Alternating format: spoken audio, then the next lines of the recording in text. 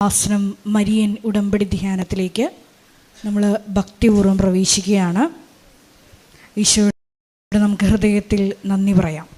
ദൈവപിതാവിനാൽ ആകർഷിക്കപ്പെട്ടിട്ട് പരിശുദ്ധ ദൈവമാതാവ് ജീവനോടെ പ്രത്യക്ഷയായ ഈ അൾത്താരയിൽ ഈ സമയം നമ്മളെ ഒരുമിച്ച് കൂട്ടിയ ദൈവപിതാവിൻ്റെ സ്നേഹത്തിന് നമുക്ക് ഹൃദയത്തിൽ നന്ദി പറയാം.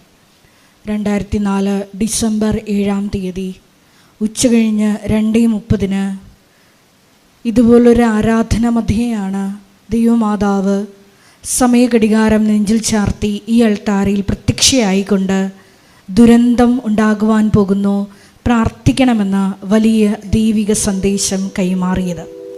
ജീവിതത്തിൻ്റെ വലിയ ദുരന്തമുഖങ്ങളിലായിരുന്നു കൊണ്ടാണ് നമ്മളും പരിശുദ്ധ അമ്മ ജീവനോടെ പ്രത്യക്ഷപ്പെട്ട ഈ ആലയത്തിൽ വന്ന് മരിയൻ ഉടമ്പടി എടുത്തുകൊണ്ട് ഈശോയുടെ കരുണയ്ക്ക് വേണ്ടി ദൈവപിതാവിൻ്റെ വലിയ കരുതലിന് വേണ്ടി നോക്കി പാർക്കുന്നത്. ഈ ധ്യാനം നയിക്കുവാൻ പോകുന്ന കൃപാസനത്തിൻ്റെ സ്ഥാപക ഡയറക്ടറായ ബഹുമാനപ്പെട്ട VP ജോസഫ് അച്ഛനെ ദൈവപിതാവിൻ്റെ കരങ്ങളിൽ സമർപ്പിച്ച് നമുക്കൊരു നിമിഷം പ്രാർത്ഥിക്കാം. ഈശോയെ, ഈ ആരാധനയിലൂടെ നീളം നീ തന്നെ അച്ഛനിലൂടെ ഞങ്ങളോട് സംസാരിക്കണമേ എന്ന് പ്രാർത്ഥിക്കുന്നു. മരിയൻ ഉടമ്പടി നിബന്ധനകൾ വിശ്വസ്തതാപൂർവം ദൈവസ്നേഹത്തോടെ പാലിക്കുവാനുള്ള അധിക അഭിഷേകം ഈ ആരാധനയിലൂടെ ഞങ്ങൾക്ക് നൽകണമേ എന്ന് പ്രാർത്ഥിക്കുന്നു. മരിയൻ ഉടമ്പടിയിൽ വന്നുപോയിട്ടുള്ള എല്ലാ പാകപ്പിഴകളും പരിഹരിക്കുവാൻ അധിക ബലം ഈ ആരാധനയിലൂടെ ഞങ്ങൾക്ക് നൽകണമേ എന്ന് പ്രത്യേകമായിട്ട് പ്രാർത്ഥിക്കുന്നു. 2015 മുതൽ കൃപാസനത്തിൽ വന്ന് മരിയൻ ഉടമ്പടി എടുത്തു പോയിട്ടുള്ള മുഴുവൻ മക്കളെയും അൾത്താരയിൽ സമർപ്പിച്ചുകൊണ്ട് ദിവികാരുണ്യനാഥനെ വരവേറ്റുകൊണ്ട് നമുക്ക് ഇരുകരങ്ങളും ഉയർത്തി ശക്തമായി സ്തുതിക്കാം.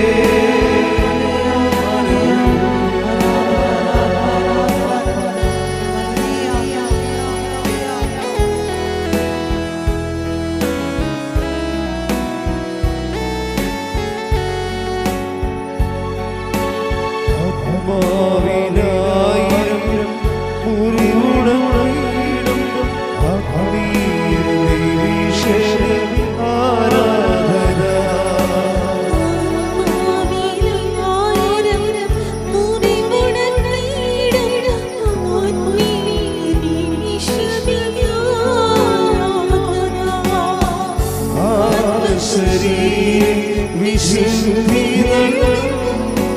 അനുഗ്രഹ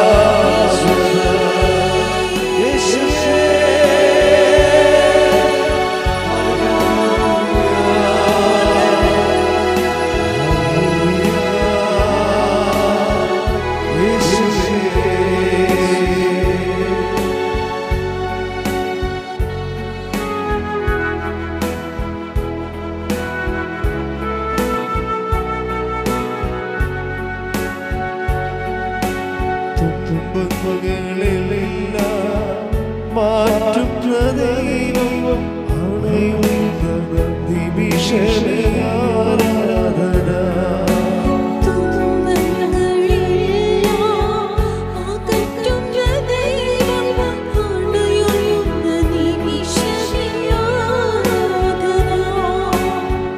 അലറുന്ന സാത്താനെ ആട്ടിയകറ്റുന്ന അനുഗ്രഹ നിമിഷമേ ആരാധന ആരാധന ആരാധന ആരാധന ആരാധന വീശി ആരാധന ആരാധന ആരാധന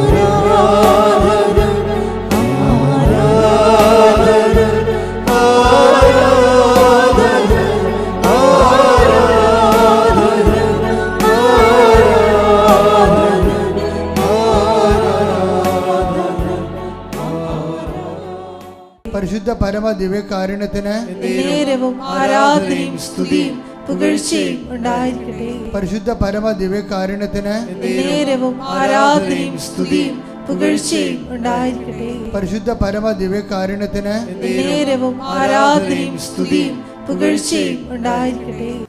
സന്തോഷത്തോടെയാണ് നമ്മൾ കർത്താവിൻ്റെ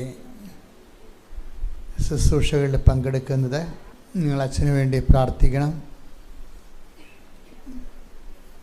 നമ്മളൊക്കെ എല്ലാവർക്കും വേണ്ടി പ്രാർത്ഥിക്കണം, പരസ്പരം പ്രാർത്ഥിക്കണം.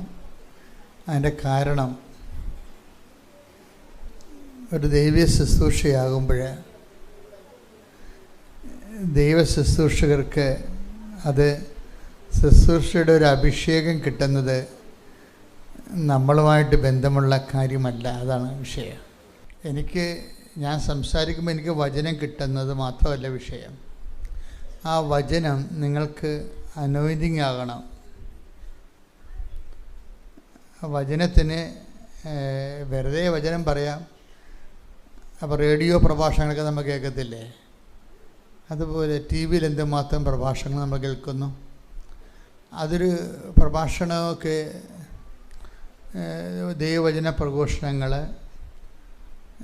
ടി വിയിലൊക്കെ കേൾക്കുമ്പോൾ അത് സ്വാഭാവികമായും നമ്മുടെ മനസ്സിലൊരു പ്രോഗ്രാമിൻ്റെ ഒരു കാര്യപരിപാടി എന്ന രീതിയിലാണ് നമ്മളത് കേൾക്കുന്നത്. സാങ്കേതികമാണ് ആ വിഷയം. അനോയിൻറ്റിങ് കിട്ടാൻ വലിയ പാടാണ്. അനോയിൻറ്റിങ് കിട്ടണമെന്നുണ്ടെങ്കിൽ ആ പറയുന്നയാളും ടി വിയിൽ സംസാരിക്കുന്നയാളും അത് എഡിറ്റ് ചെയ്യുന്നവരും അത് ബ്രോഡ്കാസ്റ്റ് ചെയ്യുന്നവരും അത് കേൾക്കുന്ന നമ്മളും എല്ലാം ഒരു ദൈവമേഖലയിലായിരിക്കണം. അതാണ് ഈ 1000 പേര് വചനം കൂടുമ്പോൾ ചിലപ്പോൾ 2 പേർക്കായിരിക്കും അഭിഷേകം കിട്ടുന്നത്. അതുകൊണ്ടാണ് ഇങ്ങനെയുള്ള സ്ഥലങ്ങളിലൊക്കെ ചെല്ലുമ്പോൾ അവരെല്ലാം എപ്പോഴും പ്രെയറായിരിക്കും. നമ്മൾ ബ്രോഡ്കാസ്റ്റിംഗ് സെൻറ്ററിലൊക്കെ ചെല്ലുമ്പോഴേ കേരളത്തിലെ ക്രൈസ്തവ ടെലിവിഷനിലൊക്കെ ഞാൻ പ്രഭാഷണത്തിലൊക്കെ പോകുമ്പോൾ ഒക്കെ മനസ്സിലാകും അവരെല്ലാം എഡിറ്റിംഗ് റൂമിലും ഇരുന്നുകൊണ്ട് എപ്പോഴും പ്രെയറായിരിക്കും അവർ. അത് വലിയൊരു കാഴ്ചയാണ് ശരിക്കും, ഭയങ്കര. കാര്യം അവർ എഡിറ്റ് ചെയ്യണതും ബ്രോഡ്കാസ്റ്റ് ചെയ്യണതും എല്ലാം പവർഫുൾ പ്രെയറിലാണ് ചെയ്യണത്. ഇതുകൊണ്ട് തന്നെ നമ്മളുമൊക്കെ എപ്പോഴും അത് കേൾക്കുമ്പോഴും ഇതുപോലെ തന്നെയായിരിക്കണം. കേൾക്കുമ്പോൾ നമുക്ക് കാര്യം ഈ ക്രിസ്തീയമായ എല്ലാ വിഷയങ്ങൾക്കും അതിൻ്റെ ഫലം ഉണ്ടാക്കുന്നത് അനോയിൻറ്റിങ്ങിലാണ്, അല്ലാതെ ഇൻഫർമേഷൻ ഡംപ് ചെയ്യുന്നതിലല്ല. നമുക്ക് യേശുക്രിസ്തുവിനെക്കുറിച്ച് എന്തെല്ലാം ഇൻഫർമേഷൻ ഉണ്ടാകാം. ആരാധനാക്രമത്തെക്കുറിച്ച് നമുക്ക് ഇൻഫർമേഷൻ ഉണ്ടാകാം. നമ്മൾ വളരെ ടാലൻറ്റഡായിട്ട് അത് ഡംപ് ചെയ്യാൻ ബാങ്ക് ചെയ്യാൻ പറ്റും. അതും അനോയിൻറ്റിങ്ങും തമ്മിൽ വ്യത്യാസമുണ്ട്. അത് രണ്ട് ഫോർമാറ്റാണ്. ഒന്ന് അറിവ് പകരുന്നു, മറ്റത് അനുഭവങ്ങൾ നൽകുന്നു. ഈ അനുഭവങ്ങളെല്ലാം വരണത് അനോയിൻറ്റിങ്ങിലൂടെയാണ് വരണത്. അഭിഷേകം ക്രിസ്തുവിനെ പോലും ലോകത്തിലേക്ക് വിട്ടത് അഭിഷേകത്തിൻ്റെ രൂപത്തിലാണ്. അഭിഷേകത്തിൻ്റെ ആളായ്മയും മാത്രമല്ല, അഭിഷേകത്തിൻ്റെ രൂപത്തിലാണ്.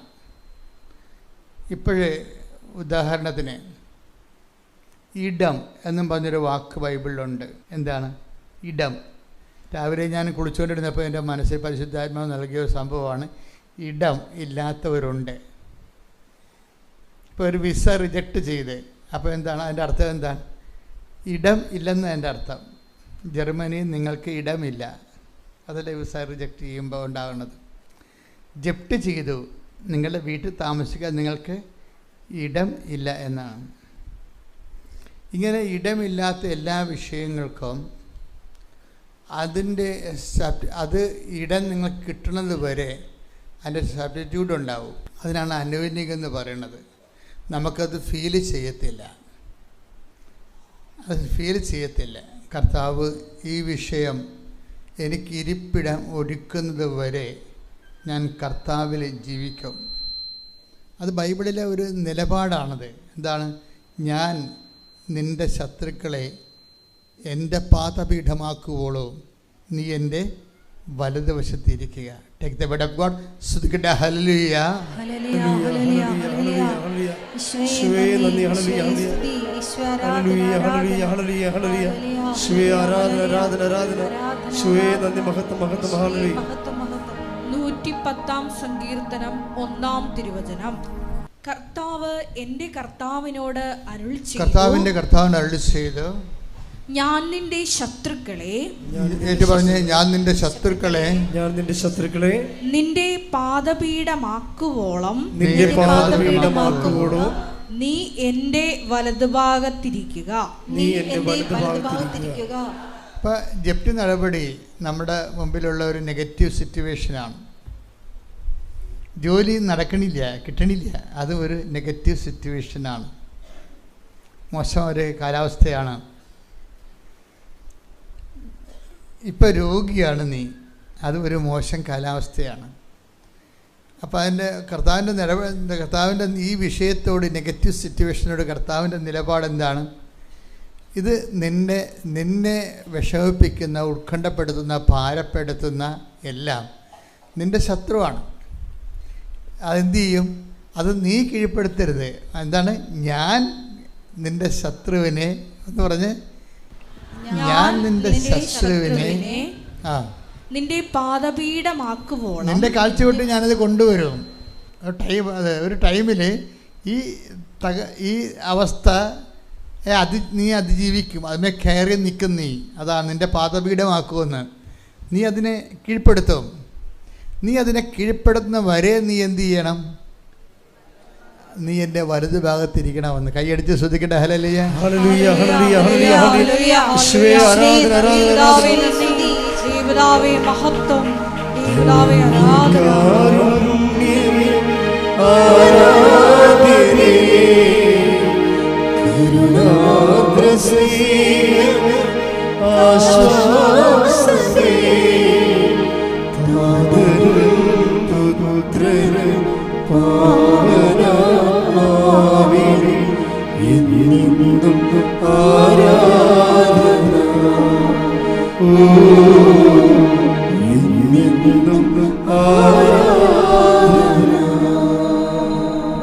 ഉടമ്പടിയുടെ ഒരു ഉദ്ദേശം അതാണ്. എന്താണ്? എൻ്റെ കർത്താവ് എന്നായാലും എൻ്റെ ശത്രുവിനെ കീഴ്പ്പെടുത്തും. അതുവരെ ഞാനെന്ത് ചെയ്യണം? ഞാൻ ഉടമ്പടി ജീവിച്ചുകൊണ്ട് ദൈവത്തിൻ്റെ വലത് ഭാഗത്തിരിക്കും. അതാണ് വിഷയം. അത് ഒരു നടപടിക്രമമാണ്. ഈ വലത് ഭാഗത്തിരിക്കുന്നവൻ എന്തു ചെയ്യും? അളിഞ്ഞ മോന്തയുമായിട്ടാണ് ഇരിക്കുന്നത്. അതാണ് വിഷയം. വലത് ഭാഗത്തിരിക്കുന്നത് എന്ത് ചെയ്യും? കാറിക്കൂവി നിലയം പിടിച്ചോണ്ടിരിക്കുക. എങ്ങനെ ഇരിക്കും നിങ്ങൾ? കർത്താവിൻ്റെ വലത് ഭാഗത്തിരിക്കുന്നവർ എങ്ങനെയാണ്? കാർക്കൂവി നിലയം വിളിച്ചുകൊണ്ടിരിക്കുക.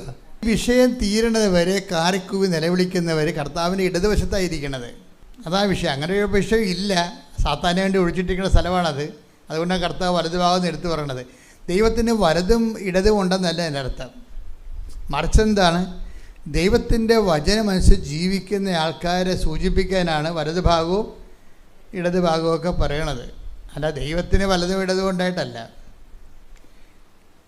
ദൈവവചനമനുസരിച്ച് ജീവിക്കുന്ന നമ്മൾ അങ്ങനെയാണ് ഉടമ്പടിയിൽ പറയണത്. എന്താണ്? അവൻ പറഞ്ഞതുപോലെ ജീവിച്ചോളാം. അപ്പോൾ നമ്മൾ ഓട്ടോമാറ്റിക്കായിട്ട് എവിടെയാവും?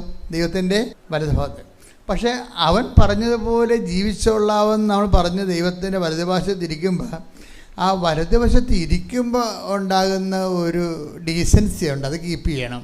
നമ്മൾ എവിടെയാണ് ഇരിക്കണത് നോക്കിയിട്ട് അതിൻ്റെ ഒരു ഡീസൻസി ഉണ്ട്. ഇപ്പോൾ പള്ളി വരുമ്പോൾ പള്ളിയിൽ നിങ്ങൾ വരികയാണ്, നിങ്ങൾ നൈറ്റി ഇട്ടുകൊണ്ട് പള്ളി വരുമോ? അതാണ് പ്രശ്നം. അതിനൊരു നിങ്ങൾ അടുക്കളയിൽ കറി അരിയുമ്പോൾ നൈറ്റി ഇട്ടുകൊണ്ട് അല്ലെങ്കിൽ ചുരിദാർ ഇട്ടുകൊണ്ട് അല്ലെങ്കിൽ മോശം ഡ്രസ്സ് ഇട്ടുകൊണ്ട് നിങ്ങൾ അടുക്കള ജോലി ചെയ്യും. പക്ഷെ പള്ളി വരുമ്പോൾ നിങ്ങൾ എന്ത് ചെയ്യും? പോയി കുളിച്ച് ഒരുങ്ങി അത് കഴിച്ചിട്ടിട്ട് പുതിയ ഉടുപ്പിട്ടുകൊണ്ട് കർത്താവിൻ്റെ അടുത്ത് വരും അല്ലേ? അതാണ് സംഭവം. ആ ഡീസൻസി, ആ സ്ഥലത്തിൻ്റെ ഡീസൻസി ഉണ്ട്. ഉടമ്പടിയിൽ ആ ഡീസൻസി കീപ്പ് ചെയ്യണം. നിങ്ങൾ ഈ ഒരു കാലം നമ്മുടെ ശത്രുക്കളെ കീഴ്പ്പെടുത്തുന്ന വരെയാണ് നമ്മൾ എന്ത് ചെയ്യണം? അവൻ പറഞ്ഞതുപോലെ ചെയ്തുകൊണ്ട് കർത്താവിൻ്റെ വലതുവശത്ത് ഞാൻ ജീവിക്കേണ്ട ഒരു കാലമാണിത്. ഇപ്പം കർത്താവിൻ്റെ വലതുവശത്ത് ഞാൻ ജീവിക്കുമ്പോൾ ഞാൻ എന്ത് ചെയ്യണം? ആ സ്ഥാനത്തിൻ്റെ ഡീസൻസി കീപ്പ് ചെയ്യണം. ആ സ്ഥാനത്തിൻ്റെ ഡീസൻസി അവിടെ ഇരുന്നുകൊണ്ട് അലമുറയിടാനും നിലവിളിക്കാനും ബഹളം ഉണ്ടാക്കാനും നോക്കിയിട്ട് കാര്യമില്ല. കാര്യം ആ സ്ഥാനത്തിന് പറ്റാത്തതാണത്. നിങ്ങൾ അവിടെ ഇരുന്ന് അലമുറ ഇടുകയും നിലവിളിക്കുകയും ബഹളം ഉണ്ടാക്കുകയും ചെയ്യണത് ആ സ്ഥാനത്തിന് പറ്റത്തില്ല. ആ സ്ഥാനത്തിന് എന്താണ്? എൻ്റെ കർത്താവ് എൻ്റെ ശത്രുവുമായി യുദ്ധത്തിലാണ്. അത് കീഴ്പ്പെടുത്തുന്ന വരെ ഞാൻ പ്രാർത്ഥിച്ചുകൊണ്ട് ഞാൻ കർത്താവിൻ്റെ തിരുസന്നിധിയിൽ അവൻ പറഞ്ഞതുപോലെ ചെയ്തുകൊണ്ട് പ്രത്യാശയോടെ എൻ്റെ ഉത്തരവാദിത്വം നിറവേറ്റും. പ്രത്യാശയോടെ ഞാൻ ഉത്തരവാദിത്വം. പ്രത്യാശയാണ് എപ്പോഴും ഈ വലതുവശത്തിരിക്കുന്ന കാലത്ത് നമുക്ക് ഉണ്ടാവേണ്ടത്. പ്രത്യാശ എന്ന് പറയുമ്പോൾ അവിടെ എന്താ പറ്റും? നിരാശ ഉണ്ടാകത്തില്ല. പ്രത്യാശ എന്ന് പറഞ്ഞാൽ ഉടനെ ബൈബിൾ പറയും രണ്ട് തരം പ്രത്യാശ ആൾക്കാർ സൂക്ഷിക്കുന്നുണ്ട്. ചില ആൾക്കാർക്ക് പ്രത്യാശയുടെ കൂടെ നിരാശയുണ്ട്. അത് പ്രത്യാശയായിട്ട് കൗണ്ട് ചെയ്യത്തില്ല. എന്താ കാര്യം? ബൈബിൾ എന്താ പറയണത്? പ്രത്യാശ നമ്മളെ നിരാശരാക്കുന്നില്ല. പ്രത്യാശ നിങ്ങൾക്ക് ഉള്ളതെങ്കിൽ ഇപ്പം നിങ്ങളുടെ വിസ 2ാം പ്രാവശ്യം റിജക്റ്റ് ചെയ്ത്, അപ്പം ഞാൻ ഇന്നലെ ഒരു പയ്യൻസ് വന്ന്, അപ്പം ഞാൻ 2ാം പ്രാവശ്യം റിജക്റ്റ് ചെയ്ത്, അപ്പം ഇനി എന്ത് ചെയ്യും അച്ഛാന്ന് എന്നോട് ചോദിച്ചു. ഞാൻ പറഞ്ഞു, മണ്ട നീ പഠിക്ക്, നീ ഉഴപ്പാണ് ആള്. ഈ ആ PT എക്സാമിന് പരാജയപ്പെട്ടതുകൊണ്ടാണ് വിസ റിജക്റ്റായിരിക്കുന്നത്. അപ്പോൾ ഒന്നെങ്കിൽ നീ PT എക്സാം കവർ ചെയ്യണം, അല്ലെങ്കിൽ നീ വിസ വേറെ മാറ്റി പിടിക്കണം. ആ രാജ്യത്തിൽ നിന്ന് വേറെ വിസയിലേക്ക് പിടിക്കണം. കാര്യം ഇവന് പോകാൻ വേണ്ടി ഒരു അനുവാദം മെസ്സേജിലുണ്ട്. മെസ്സേജ് എടുത്താൽ എടുത്ത് 4 കൊല്ലമൊക്കെ ആകുമ്പോൾ മെസ്സേജ് എടുത്തില്ല, ശരിയാകത്തില്ല. കൺഫ്യൂഷൻ വന്നാൽ അച്ഛൻ മെസ്സേജ് എടുക്കും. നിങ്ങൾക്കൊരു കൺഫ്യൂഷൻ വന്നാൽ ഞാൻ കറക്റ്റായിട്ട് കാര്യങ്ങൾ നിങ്ങളോട് സംസാരിക്കും. പക്ഷേ എന്താ പ്രശ്നം? ഞാൻ കൺഫ്യൂഷൻ വന്ന് നിങ്ങൾക്ക് കാര്യങ്ങൾ സംസാരിക്കണ മുമ്പ് ഞാൻ 2 കാര്യങ്ങൾ നോക്കും. എന്ത് നോക്കും? സാക്ഷ്യം പറഞ്ഞതാണോ എന്ന് നോക്കും. അത് നോക്കും. ഉടമ്പടിയുടെ സ്റ്റാറ്റസ് എന്താണെന്ന് നോക്കും. ഉടമ്പടി ഒരു 3-4 പുതുക്കാതെ ഒന്നും അച്ഛൻ മെസ്സേജിലേക്ക് പോകത്തില്ല. കാര്യം ഉടമ്പടി പോയെടുത്ത് തിരിച്ച് വന്ന് അവർ വീട്ടിൽ അത് ചെയ്തോ ഇല്ലയോ നമുക്കറിയത്തില്ല. അവരച്ഛനെ കാണാൻ വേണ്ടി കൈയും കാലും പിടിച്ച് നിലയും പിടിച്ച് ചീട്ടും പിടിച്ചുകൊണ്ട് വരികയും ഇടിച്ചല്ലേ മേടിച്ചത്. പക്ഷേ ഇവർ ഉടമ്പടിയായിട്ട് ഒരു ബന്ധം ഉണ്ടാകത്തില്ല. ചില സമയത്ത് ഉടമ്പടിയുടെ ജീവിതം അല്ലായിരിക്കും ഇവിടെ അച്ഛനെ കാണാനുള്ള ചീട്ടൊപ്പിക്കാൻ വേണ്ടി ഉടമ്പടി എടുത്തിരിക്കുന്ന ആൾക്കാരുണ്ടാവും. ദൈവതിരുസ്ഥിതി നിങ്ങളുടെ സ്റ്റാറ്റസ് എന്താണ്? പദവി എന്താണ്? നിങ്ങൾ ഉടമ്പടി പുതുക്കി ജീവിക്കുന്നവരാണോ? അതിന് സാക്ഷ്യം പറഞ്ഞവരാണോ? അതൊക്കെല്ലാം നോക്കും. സാക്ഷ്യം പറഞ്ഞാൽ നമുക്കുള്ള സന്തോഷം എന്താണെന്ന് വെച്ച് കഴിഞ്ഞാൽ അവർ ഓൾറെഡി ദൈവത്തെ മഹത്വപ്പെടുത്തിയിട്ടുള്ളതാണ്.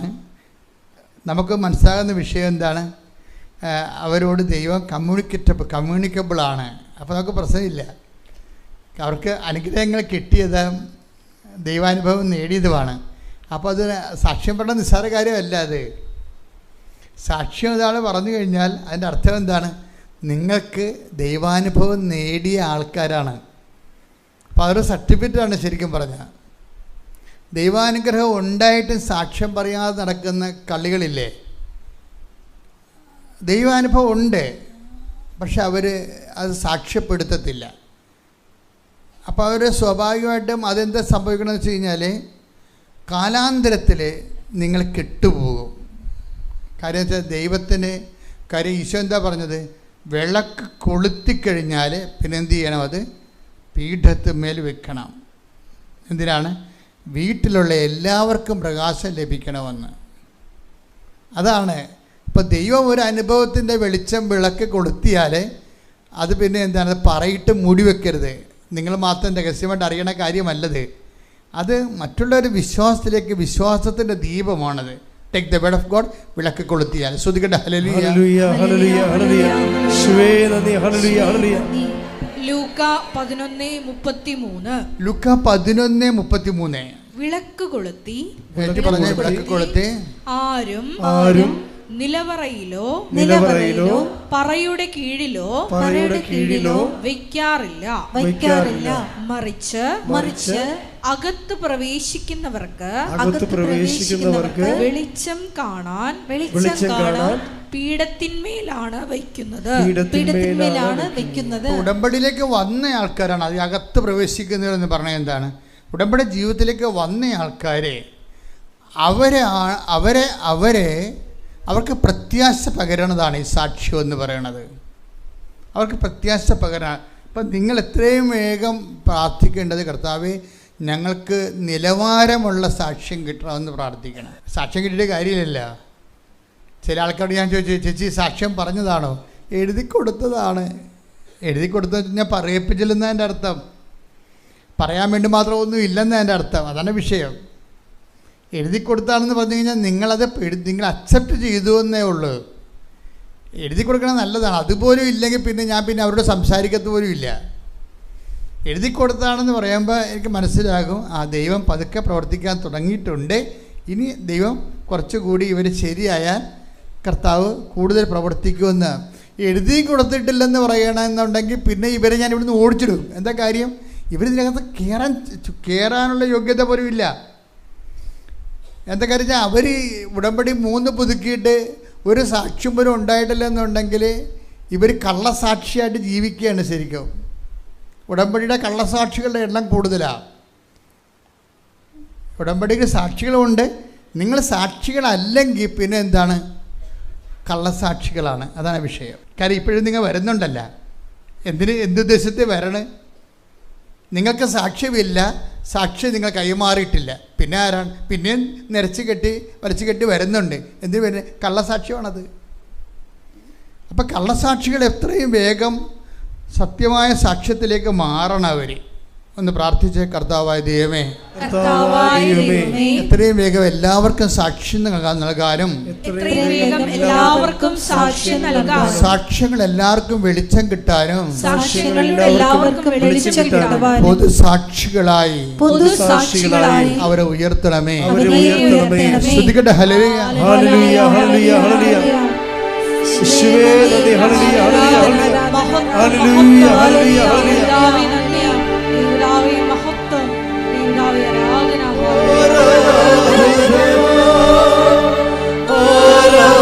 ആരാധന.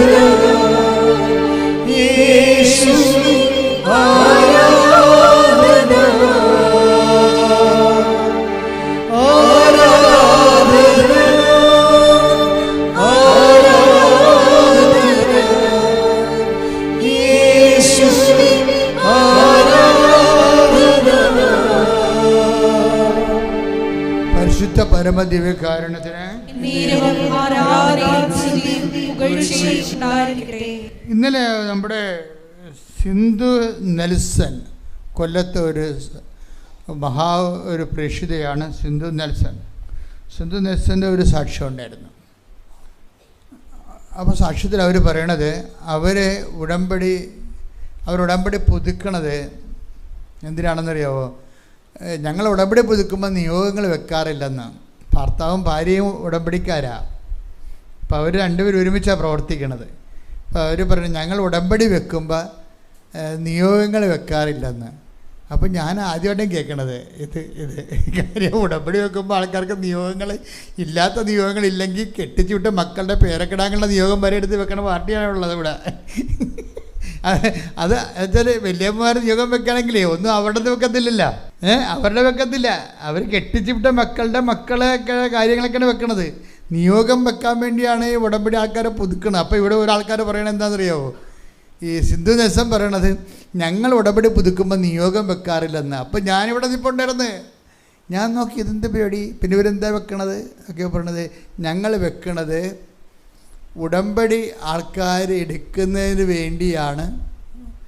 മറ്റുള്ളവർ ഉടമ്പടി ജീവിതത്തിലേക്ക് വരാൻ വേണ്ടിയാണ് ഞങ്ങൾ നിയോഗമെന്ന്. അതാണ് വിഷയം. അപ്പോൾ വിഷയം മാറി, വയറ്റിപ്പഴപ്പ് മാറി, കർത്താവിൻ്റെ കാര്യത്തിലേക്ക് മാറി ഉടമ്പടി. അതാണ് വിഷയം. അപ്പം നമ്മുടെ ഉടമ്പടി ചില ആൾക്കാർ പറയും 10 പുതുക്കുക എന്നൊക്കെ പറയുമ്പോഴും എപ്പോഴും ആ വയറ്റിപ്പഴപ്പം തന്നെ കിടക്കിയിരിക്കും. അതെപ്പോഴും നമ്മൾ ശ്രദ്ധിക്കണം. ഇത് മനുഷ്യൻ്റെ വിഷയങ്ങൾ മാറിയിട്ട് ദൈവസ്നേഹം വരുമ്പോൾ പരിശുദ്ധാത്മാവ് അവരോട് പറയും, എടി അതൊക്കെ ഞാൻ ചെയ്തു തരുന്നുണ്ടല്ലോ, നീ അതൊക്കെ വാരിക്കെട്ടി എഴുതേണ്ട വല്ല കാര്യമുണ്ടോ, നീ എൻ്റെ കാര്യങ്ങൾ എഴുതാൻ പറയും. കർത്താവ് പറയും നീ എൻ്റെ കാര്യങ്ങൾ ഉടമ്പടി എഴുതാൻ പറയും. അപ്പോഴവരെഴുതും. ആത്മാക്കളെ വീണ്ടെടുക്കാൻ വേണ്ടി ഉടമ്പടി എടുക്കാത്തവർ എടുക്കുന്നതിന് വേണ്ടി നിയോഗം വെച്ചിരിക്കുക ഭർത്താവും ഭാര്യയും. അപ്പോൾ വെറുതെ ചുമ്മാ സ്റ്റൈലിനെ കൊണ്ട് നിയോഗം വെച്ചിരിക്കുകയല്ല. രസമുണ്ട്. ഇവരുടെ പരിപാടി എന്ന് വെച്ച് കഴിഞ്ഞാൽ ഭർത്താവ് നല്ല ജോലി തിരക്കുള്ള ആളാണ്. ഭാര്യയ്ക്ക് അസുഖം വന്നിട്ട് പോലും അവർക്ക് സംസാരം പോയി. അവരുടെ സംസാരം കിട്ടിയിട്ടില്ല അവർക്ക്. ഈ സംസാരം എന്താ പോയത്, ഇവരിങ്ങനെ കുറങ്ങി സംസാരത്തിട്ട് അതെന്താടി അങ്ങനെ പറ്റിയതെന്ന് പോലും ചോദിക്കാൻ അയാൾക്ക് സമയമില്ലാത്ത ആളാണ്. അല്ല വെറുതെ വീട്ടിൽ കുത്തിരിക്കണമല്ല, അയാളുടെ ജോലി ആ ടൈപ്പാണ്. ഒരു ദിവസം ഇവളുടെ സംസാരം മൊത്തം പോയപ്പോൾ ഇവളിങ്ങനെ ആംഗ്യം കാണിച്ച് ആശുപത്രിയിൽ പോകണമെന്ന്. അപ്പോൾ അയാൾ പറയണേ ഞാനോർത്ത പോലെ തൈറോയിഡ് വരുന്നില്ല നിനക്ക്, ഇപ്പം എൻ്റെ കൈയൊന്നും ഒഴിഞ്ഞിട്ട് നിന്നെ ആശുപത്രി കൊണ്ടുപോകാനിരിക്കുകയായിരുന്നെന്ന്. അപ്പോൾ ഇയാളുടെ മനസ്സിലുണ്ട് എന്തോ ഒരു കുഴപ്പമുണ്ട്, തൈറോയിഡ് ആയിരിക്കും അത്. അപ്പോൾ അതുകൊണ്ട് ഇപ്പം ഈ കേസെടുത്താൽ പിന്നെ അയാളുടെ ജോലിയെല്ലാം മുടങ്ങും. അതുകൊണ്ട് ആ ജോലി ഒരു പരുവത്തിലെത്തിയിട്ട് ഇവളെയും കൊണ്ട് ആശുപത്രിയിൽ പോകാം, തൈറോയിഡ് ഓപ്പറേറ്റ് ചെയ്യാമെന്നും പറഞ്ഞാണ് ഇയാൾ ഇരിക്കണത്. പക്ഷേ ഇപ്പോൾ ശബ്ദം മൊത്തം പോയി ആളിന്. അപ്പോഴുടനെ നിവർത്തിയില്ലാതെ ഇയാൾ ആശുപത്രി കൊണ്ടുപോകും, വൈഫിനെ ആശുപത്രി കൊണ്ടുപോയി അത് സ്കാൻ ചെയ്തൊക്കെ നോക്കിക്കഴിഞ്ഞപ്പോൾ ഉണ്ട് എന്തോ തടിപ്പ് വളരുകയാണ്, തൊണ്ടയിൽ തടിപ്പ് വളരുകയാണ്. ഇപ്പോൾ ഡോക്ടർ പറഞ്ഞ് ഇത് ഓപ്പറേറ്റ് ചെയ്യാനും സ്വരം പോകും, ഓപ്പറേറ്റ് ചെയ്തില്ലെങ്കിലും സ്വരം പോകും. ചില സമയത്ത് ഓപ്പറേറ്റ് ചെയ്താൽ സ്വരം തിരിച്ച് കിട്ടും. അപ്പോൾ സംഗതി നമ്മുടെ പിടിച്ചാൽ കിട്ടാത്ത അവസ്ഥയായി. അപ്പോൾ ഈ ഉദാഹരണം ഇത് സത്യസന്ധമായ പ്രേക്ഷിത വേല ചെയ്യുന്ന ഒരാളുടെ അനുഭവങ്ങളാണ്. നമ്മൾ പലരും ഉടമ്പടി എടുക്കുന്ന കാര്യം നമുക്ക് തട്ടുകിടന്ന് ഉണ്ടാകല്ലേ, എങ്ങനെയെങ്കിലും മര്യാദക്ക് സമാധാനത്തിൽ കിടന്ന് ഉറങ്ങാൻ പറ്റണേ, ഉള്ള ഭക്ഷണം കഴിച്ചുകൊണ്ട് അതിനെ നമ്മൾ സുരക്ഷിതമായിരിക്കാൻ വേണ്ടിയാണ് നമ്മൾ ഉടമ്പടി എടുക്കണം. എല്ലാവരും അല്ല, പലരും അങ്ങനെ ചെയ്യണം. പക്ഷേ ഇവിടെ എന്താ പ്രശ്നം? ഇവിടെ ഉടമ്പടി എടുക്കുന്നുണ്ട്, പക്ഷേ പുതിയ അസുഖങ്ങൾ ഈ പാർട്ടിക്ക് വരികയാണ്. അപ്പോൾ ഇവള് എന്ത് ചെയ്തെന്ന് വെച്ചാൽ ഇവള് പറയാം ഓപ്പറേഷൻ ഒന്നും ചെയ്യണ്ട. കാര്യം ഇവർക്ക് ഈ അമ്മയിൽ വല്ലാത്ത വിശ്വാസമാണ്. ഉടമ്പടി ചെയ്ത് ജീവിച്ചേ അവർ വേറെ ഒരു ലെവലിലാണ്. അവർ പറഞ്ഞാൽ അമ്മ സുഖപ്പെടുത്തട്ടെ, അല്ല ഞാൻ സ്വരമില്ലാതെയാണ് പോകണമെന്ന് അമ്മയ്ക്ക് ആഗ്രഹമുണ്ട്, ഞാൻ സ്വരമില്ലാതെ വർക്ക് ചെയ്യുമെന്നാണ് പറയണതേ. അതാണ് അവരുടെ മനസ്സിലിരിക്കണത്. എന്താണ് അപ്പോഴും പ്രേക്ഷിത പ്രവർത്തനമാണ്. സ്വരമില്ലാതെ വർക്ക് ചെയ്യണമെന്നാണ് അമ്മ ആഗ്രഹിക്കണമെങ്കിൽ ഞാൻ സ്വരമില്ലാതെ വർക്ക് ചെയ്യും. അപ്പോൾ ഓരോ മനുഷ്യരുടെ ഒരു നിലവാര മാറ്റങ്ങളുണ്ടെന്ന് വെച്ച് കഴിഞ്ഞാൽ വല്ലാത്ത നിലവാര മാറ്റമാണ്. അവരതുകൊണ്ട് ദൈവമായിട്ട് ഫൈറ്റ് ചെയ്യാനോ നിരാശപ്പെടാനോ സങ്കടപ്പെടാനോ ഞാൻ ഇത്രയും പ്രേക്ഷിത വേല ചെയ്തിട്ടും എൻ്റെ സ്വരം പോയല്ലോ. കാര്യം അവൾ സ്വരത്തിൽ പ്രാർത്ഥിക്കുന്ന ആളാണ്. അപ്പോൾ അവരുടെ മനസ്സിലുള്ളതെല്ലാം അവൾ പറയും ഞാൻ ആരാധനയ്ക്ക് പോകുമ്പോൾ മാത്രമേ മൗനമായിട്ടിരിക്കത്തുള്ളൂ. അല്ലാത്തപ്പോൾ പ്രാർത്ഥിക്കുമ്പോൾ ഞാൻ സ്വരത്തിലാണ് പ്രാർത്ഥിക്കുന്നത്. അപ്പോൾ എനിക്ക് സ്വരത്തിൽ പ്രാർത്ഥിക്കാത്ത കാരണം ഇപ്പോൾ ഭയങ്കര സങ്കടമാണ്. അത് അമ്മയ്ക്ക് അറിയാമല്ലോ. അപ്പോൾ എന്നാലും ആ വിഷയത്തെക്കുറിച്ച് ആ വിഷയം അവരെ ആശങ്കപ്പെടുത്തണില്ല. അപ്പം നിങ്ങൾ ചോദിക്കും, എന്തുകൊണ്ടാണ് ഈ ലേഡിയെ അവിടെ വിഷയം ആശങ്കപ്പെടുത്താത്തതെന്ന് ചോദിച്ചു കഴിഞ്ഞാൽ, എനിക്ക് ആധ്യാത്മികമായിട്ട് പറയാനുള്ളത്, ആ ആശങ്കയുടെ സ്ഥലത്ത് ഇവർക്ക് അനോയിൻറ്റിങ് കിട്ടിയിട്ടുണ്ട്. അതാണ് വിഷയം. ആശങ്കപ്പെടുത്തുന്നതിൻ്റെ ഇടയ്ക്ക് അവർക്ക് അനോയിൻറ്റിങ്, അവിടെ അഭിഷേകം കിട്ടിയിട്ടുണ്ട്. അപ്പോൾ ഈ സ്വരമില്ലാത്തതിൻ്റെ ഡയറക്റ്റ് ആശങ്കകൾ അവരെ സ്പർശിക്കണില്ല. അതാണ് വിഷയം. ഇത് വേറെ ഒരു ലെവലാണ് ശരിക്കും. അത് ഇതിൻ്റെ വിഷയം എനിക്ക് എപ്പോഴും തോന്നി, എൻ്റെ മക്കളെ, ഉടമ്പടിയുടെ ഏറ്റവും വലിയ റിസ്ക് എന്താണെന്നറിയാമോ? ഇപ്പോൾ നമുക്കറിയാമല്ലോ, നമ്മൾ ആയിരക്കണക്കിന് മനുഷ്യർ ഉടമ്പടി ജീവിക്കുന്നതാണ്. എനിക്ക് തോന്നിയിരിക്കുന്ന ഉടമ്പടിയുടെ ഏറ്റവും വലിയ റിസ്ക് എന്ന് പറയുന്നത്, നിങ്ങളെടുത്ത ഉടമ്പടിക്കെതിരെ ആക്ഷേപങ്ങൾ ഉന്നയിക്കപ്പെടരുത്. അത് നിങ്ങൾ ശ്രദ്ധിക്കണം. നിങ്ങളെടുത്ത ഉടമ്പടിക്കെതിരെ ആക്ഷേപങ്ങൾ ഉന്നയിക്കപ്പെടരുത്. ആരാ? മനുഷ്യനും ഉന്നയിക്കരുത്, ദൈവവും ഉന്നയിക്കരുത്. ഇതൊരു ഭയങ്കര റിസ്ക്കാണത്. നമ്മളെടുത്ത ഉടമ്പടിക്കെതിരെ ഇന്നലെ ഇവിടെ ഒരു സാക്ഷ്യം ഉണ്ടായി. ഇന്നലെ മെനിയെന്ന്. അപ്പോൾ ഞാനത് ശ്രദ്ധിച്ച്. കാര്യം അവരുടെ ഉടമ്പടിക്കെതിരെ ഇപ്പം ആക്ഷേപങ്ങൾ ഉന്നയിക്കപ്പെടുന്ന കാരണമാണ് ഇവർക്ക് സാക്ഷ്യങ്ങൾ കുറഞ്ഞു പോണത്. ആക്ഷേപം എന്ന് പറഞ്ഞാൽ എന്താ? ഇപ്പം നിങ്ങൾ ഉടമ്പടി എടുത്തെങ്കിലും നിങ്ങൾ അയൽവാസിയോട് മിണ്ടണില്ല. അപ്പോൾ അതിന് ആക്ഷേപമായില്ലേ? നിങ്ങൾ ഉടമ്പടി എടുത്തു, ഉടമ്പടിയിലാണ് നിങ്ങൾ ജീവിക്കുന്നത്. ആ ഉപ്പൊക്കെ വാരി തിന്നുന്നുണ്ട്, എണ്ണയൊക്കെ അവിടെ ഇവിടെയൊക്കെ തേക്കറുണ്ട് എന്നല്ലാതെ ഈ കലാപരിപാടി അല്ലാതെ മാന്യം മര്യാദയൊക്കെ ദൈവത്തിൻ്റെ പൈതലായിട്ട് നിങ്ങൾ കൺവേർട്ട് ചെയ്യണില്ല. പക്ഷേ ഉടമ്പടി ആൾ പഴയത് തന്നെയാണ്. ആ ഉടമ്പടി എടുത്ത ആൾ പഴയത് തന്നെയാണ്. ആ ആളിന് ദൈവവുമായിട്ട് വലിയ ബന്ധമൊന്നുമില്ല. അതാ അപ്പോൾ ദൈവം ആക്ഷേപം ഉന്നയിക്കാൻ സാധ്യതയുണ്ട് അവിടെ. അത് വളരെ ശ്രദ്ധിക്കണം. ഈ പല ആൾക്കാരും പണി വാങ്ങിച്ചിരിക്കുന്നത്, ഇവർ ഉടമ്പടി എടുത്താൽ 6 മാസം കഴിഞ്ഞാലും ആക്ഷേപങ്ങൾ ബാക്കി നിൽക്കും. അതാണ് എൻ്റെ മക്കൾ ശ്രദ്ധിക്കേണ്ടത്. ഞാൻ നിങ്ങളോട് വളരെ എളിമയോട് വിനയത്തോടെ യാചിക്കുകയാണ്. കാര്യം നിങ്ങളെ വഴക്കിട്ടിട്ട് കാര്യമൊന്നുമില്ലെന്ന് എനിക്കറിയാം. എന്താ കാര്യം വഴക്കിട്ട് കാര്യമില്ലെന്ന് പറയാൻ കാര്യം? എടാ, നിങ്ങളുടെ ഭർത്താക്കന്മാരും ഭാര്യമാരും ഒക്കെ നിങ്ങൾ കെട്ടി വന്ന കാലം പോലെ ഇതല്ലേ പരിപാടി, വഴക്കല്ലേ ഇടണത്. ഇതിന് നിങ്ങൾ വല്ല മെച്ചമുണ്ട? അപ്പോൾ ഞാനിപ്പോൾ കയറി അഡ്വാൻസ് വഴക്കിട്ട് എന്ത് കാണിക്കാൻ? ഒന്നും കാണിക്കാനില്ല. നിങ്ങളതുപോലൊരു വഴക്കായിട്ട് കണക്കാക്കും. അത്രയേ ഉള്ള സംഭവം. കാര്യം നിങ്ങൾ ഈ വഴക്ക് എന്തുമാത്രം കേട്ടിരിക്കണതാണ്. എന്നിട്ട് വല്ല മാറ്റം ഉണ്ടായ അതങ്ങനെ കിടക്കുമെന്ന് പറയും. അത്രയേ ഉള്ളൂ സംഭവം. ഇത് തന്നെയാണ് ദൈവത്തിൻ്റെ കാര്യത്തിലും വന്നിരിക്കുന്നത്. അപ്പം അതുകൊണ്ട് എനിക്ക് പറയാനുള്ളൊരു യാചന എന്ന് പറയണത്, ആക്ഷേപങ്ങൾ ഉന്നയിക്കാത്തൊരു സേഫ് സോണിലേക്ക് മാറണം. ഉടമ്പടി വിജയത്തിൻ്റെ ഏറ്റവും വലിയൊരു കാമ്പതാണ്. നിങ്ങളുടെ ഉടമ്പടിയിലേക്ക് ആരും കൈ ചൂണ്ടരുത്. എന്താണ്? നിങ്ങൾ ഉടമ്പടിയിലാണെങ്കിലും നിങ്ങൾ വായ്പ വാങ്ങിച്ച ആൾക്കാർക്ക് കൊടുക്കാനുള്ള പൈസ നിങ്ങളുടെ കിട്ടിയെങ്കിലും അത് നിങ്ങൾ അവർക്ക് കൊടുത്തില്ല. അതിന് പകരം നിങ്ങൾ അതിന് പകരം വീട്ടിൽ കാറ് വാങ്ങിക്കുകയോ എന്തെങ്കിലും ചെയ്ത്, അപ്പോൾ തന്നെ ആക്ഷേപങ്ങളായില്ലേ? അത് ആരും അറിയണില്ല. നിങ്ങൾ ഇന്ന ആൾക്കാർക്ക് പൈസ കൊടുക്കാനുണ്ടെന്നുള്ളത് നിങ്ങൾക്ക് അവർക്കും അറിയാൻ പാടുള്ളൂ. പക്ഷേ നിങ്ങൾക്ക് കൊടുക്കാനുള്ള കാശ് കിട്ടിയെന്നുള്ളത് നിങ്ങൾക്ക് മാത്രമേ അറിയാൻ പാടുള്ളൂ. പക്ഷെ വേറെ ആർക്കറിയാം? ദൈവത്തിനറിയാം. അപ്പോൾ അതുകൊണ്ട് തന്നെ നിങ്ങൾ ആ സംഭവം അവർക്ക് കൊടുക്കുക. അവരുടെ മകൾക്ക് കോളേജ് അഡ്മിഷൻ കൊടുക്കാനുള്ള കാശ് എടുത്തിട്ട് നിങ്ങൾ കാറ് വാങ്ങിച്ചു കഴിഞ്ഞാൽ ദൈവം കൈ ചൂണ്ടും, ആക്ഷേപം ഉന്നയിക്കപ്പെടും. അതാണ് ഈ ഉടമ്പടിയിൽ ഗതി പിടിക്കാത്തതിൻ്റെ കാരണം. അതാണ് ഉടമ്പടിയിൽ ആരാണ് ഗതി പിടിപ്പിക്കാത്തത്? നിങ്ങൾ തന്നെയാണ് ഗതി പിടിപ്പിക്കാത്തത്. ദൈവം എല്ലാ വിരലും കൊണ്ട്, നമ്മൾ ഒരു വിരലേ ചൂണ്ടത്തുള്ളൂ, ദൈവം എല്ലാ വിരലും ചൂണ്ടിക്കൊണ്ട് നിൽക്കും നമ്മുടെ നേരെ. ആക്ഷേപമാണ്. അപ്പോൾ പുതുക്കുമ്പോൾ എന്താ ചെയ്യേണ്ടത്? നിങ്ങൾ ഉടമ്പടി പുതുക്കുന്നവരെപ്പോഴും ശ്രദ്ധിക്കേണ്ടത് ആക്ഷേപങ്ങൾ കുറക്കാൻ പറ്റുക നോക്കണം. അത് ഭയങ്കര സീരിയസാണ്. ഈ ഉടമ്പടി 1-ാം ഘട്ടത്തിലൊക്കെ നല്ല ആക്ഷേപങ്ങൾ വരുവേ.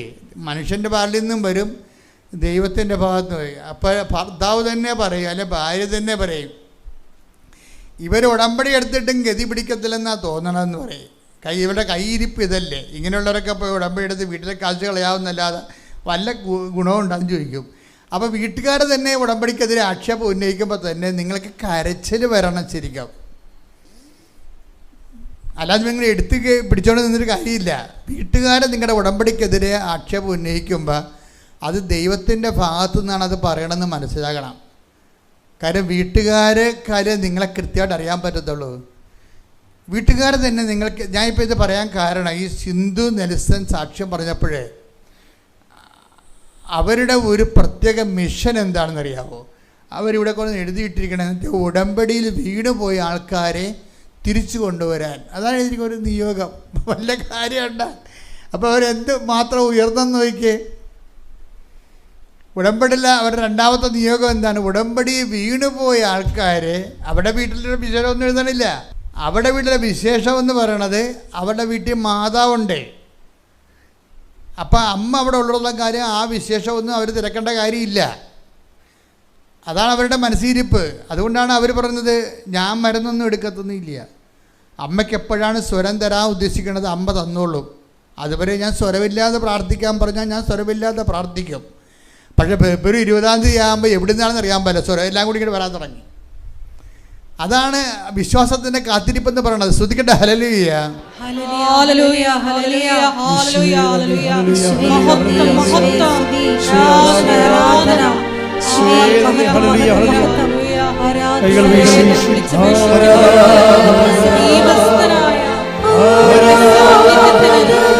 സാമീപ്യത്തിന് ദൈവിക ഇടപെടലിന് നന്ദി പറയുന്നു. ഹല്ലേലൂയ, ഹല്ലേലൂയ.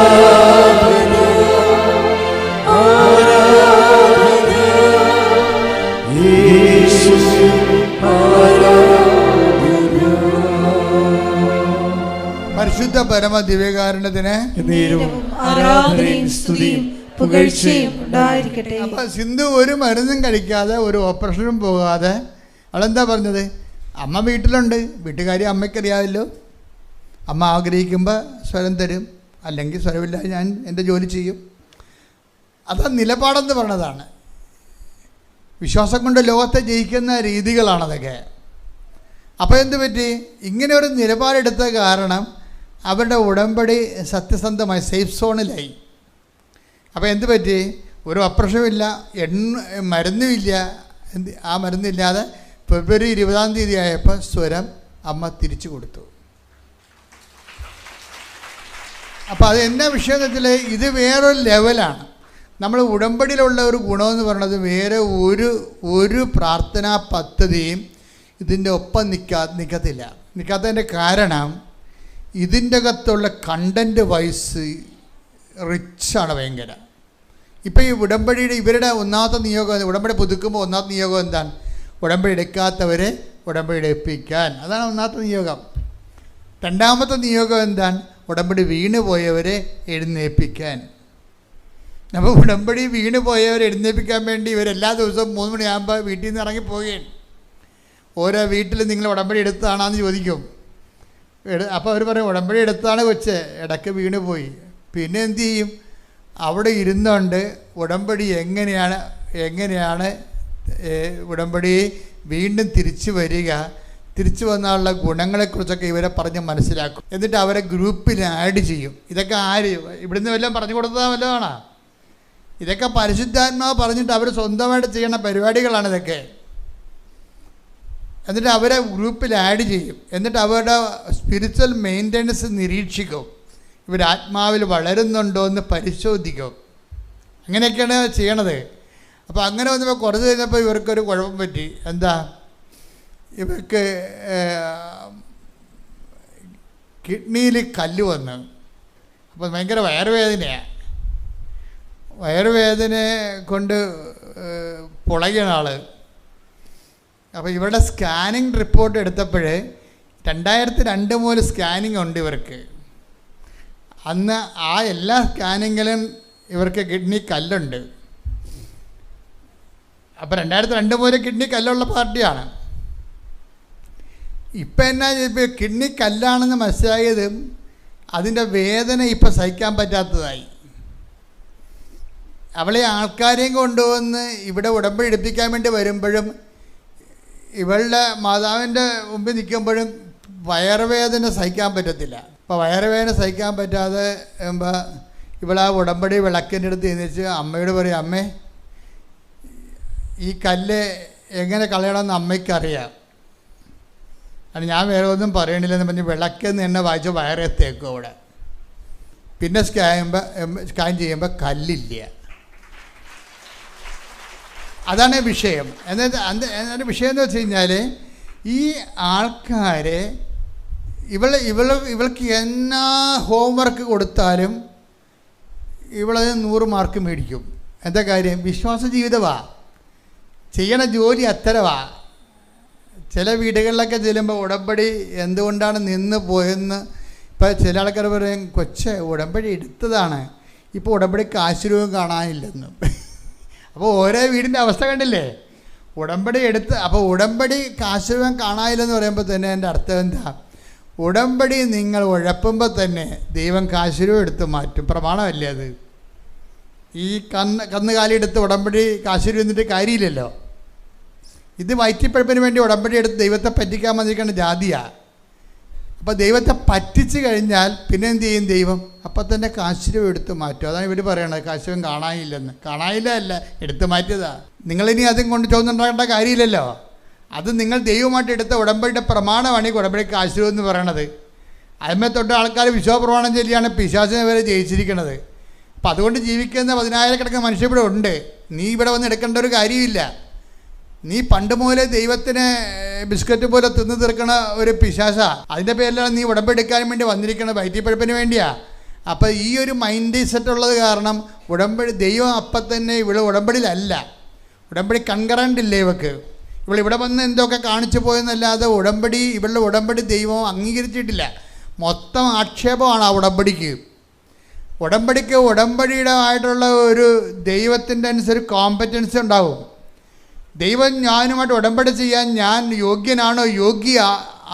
യോഗ്യയാണോ എന്ന് ഒരു ആത്മാർത്ഥതയുള്ള ആൾക്കാർ സ്വന്തമായിട്ടെങ്കിലും ചിന്തിച്ച് നോക്കും. ആ ഒരു ബോധം പോലും ഇല്ലാത്ത കണ്ടവർക്കുമാണ് ഉടമ്പടി എടുത്തിരിക്കുന്നത്. Am a person competent person to deal with in covenant with God. അങ്ങനെ ഒരു ഡീല് കവനൻ്റുമായിട്ട് ദൈവത്തോട് ചെയ്യാൻ ഞാൻ യോഗ്യനാണെന്ന് ഒരു ബോധമുള്ളവൻ, ഒരു 10 പൈസക്ക് ബോധമുള്ളവൻ ചിന്തിക്കത്തില്ലേ? ഈ 10 പൈസയുടെ ബോധം പോലും ഇല്ലാത്ത വന്ന് ഉടമ്പടി എടുത്തിട്ടുണ്ട്. അവർ നമുക്ക് ഭീഷണിയാണ് ശരിക്കും പറഞ്ഞാൽ. കാര്യം എന്താണ്? ദൈവം ഈ ജന്മത്തിലല്ല അടുത്ത ജന്മത്തിലും അവരുടെ വീടിൻ്റെ വാതിൽക്കൽ കൂടി പോകത്തില്ല. ഈ പണ്ടാരം ഉടമ്പടി എടുത്തു കഴിഞ്ഞാൽ ബാക്കിയുള്ള ആൾക്കാർ വിചാരിക്കും അവൾ ഉടമ്പടി എടുത്തല്ലേ, അവൾക്കൊരു ഗുണമുണ്ടായില്ലല്ലോ എന്ന് ചോദിക്കും. അവളുടെ എങ്ങനെ ഗുണമുണ്ടാവും? അവളെ ഗുണം പിടിപ്പിക്കത്തില്ലല്ലോ. അവൾ അതിന് ദൈവത്തിന് വേണ്ടിയല്ലോ ഉടമ്പടി എടുത്തിരിക്കണത്. ഈ ഒരു വിഷയമുള്ളത് കാരണം ഉടമ്പടി നിങ്ങൾ ശ്രദ്ധിക്കണം. കാര്യം ഉടമ്പടി ആക്ഷേപരഹിതമായിരിക്കണം. അത് ദൈവവും നമുക്കെതിരെ ആക്ഷേപം ഉണ്ടാക്കരുത്, മനുഷ്യരും നമുക്കെതിരെ ആക്ഷേപം ഉണ്ടാക്കരുത്. പ്രാർത്ഥിക്കുക. കർത്താവായ ദൈവമേ, അങ്ങയോട് ഞാൻ ചെയ്ത ഉടമ്പടി ജീവിതം ജീവിതം കൊണ്ട് സാക്ഷ്യമാകാൻ എന്നെ സഹായിക്കണമേ. എന്റെ ഉടമ്പടികള് മനുഷ്യന്റെ മുമ്പിലോ ദൈവത്തിന്റെ സന്നിധിയിലോ ആക്ഷേപരഹിതമാകാൻ എന്നെ സഹായിക്കണമേ. അപ്പൊ ഉടമ്പടി ആക്ഷേപരഹിതമായി കഴിഞ്ഞാൽ നിങ്ങൾക്കറിയാമല്ലോ, ദൈവത്തിൻ്റെ ഏറ്റവും വലിയ ഗുണം നമുക്ക് ഒരു മനുഷ്യനെ ഇപ്പം കല്യാണം കഴിക്കാൻ വരുമ്പോഴൊക്കെ എന്ത് പറ്റി ചേച്ചി അവർ പെട്ടെന്ന് പിരിഞ്ഞല്ല എന്നൊക്കെ പറയുമ്പോൾ അവർ പറയും എൻ്റെ അച്ഛ ചക്കയാണോ ചോദിച്ചു നോക്കുക, ഞങ്ങളുടെ വീട്ടിൽ വന്ന് സംസാരിച്ചു, ഞങ്ങളും സംസാരിച്ചു, പെട്ടെന്നായിരുന്നു കല്യാണം നടത്തേണ്ടത്, അവർക്ക് സമയമില്ല, ഇനി ലീവില്ല, ഞങ്ങൾ ചെയ്തു പോയതാണ്. ഇപ്പോൾ അവന് അവിടെ പെണ്ണുണ്ട്, അവൾക്ക് അവിടെ ലൈനുണ്ടെന്നൊക്കെ പറഞ്ഞിട്ടാണ് ഇപ്പം പ്രശ്നം വന്നിരിക്കണത്. ഇതൊന്നും അന്വേഷിക്കാൻ നമുക്ക് നേരമില്ല. കാര്യം നമ്മുടെ കൈപ്പിടിയിൽ നിൽക്കുന്ന ആൾക്കാരല്ല ഇവർ, വേറെ രാജ്യത്ത് ജീവിക്കണാണ്. അത് കാരണം നമ്മൾ വീട്ടുകാരെന്ന് പറഞ്ഞ പാവ ഇങ്ങനെ എന്തെങ്കിലുമൊക്കെ ചെയ്ത് ഇങ്ങനെ കല്യാണം ഒപ്പിച്ച് കൊടുക്കുക എന്നുള്ളതല്ലാതെ 10 പേരെ വിളിക്കുക എന്നുള്ളതല്ലാതെ ഇനിയിപ്പോൾ നമ്മൾ വീട്ടുകാർ അതിനു വേണ്ടി തുനിഞ്ഞിറങ്ങിയില്ലെങ്കിലും അവരവരുടെ രീതിയിൽ പോയി ജീവിക്കും. ജീവിതം ആവശ്യത്തിനൊക്കെ എല്ലാം കഴിഞ്ഞിട്ടായിരിക്കും വന്നത് ഇവിടെ, അത് വേറെ വിഷയം. അതിപ്പോൾ ഇവരൊന്നും പറയാൻ പറ്റാത്തതുകൊണ്ട് പറയണില്ല.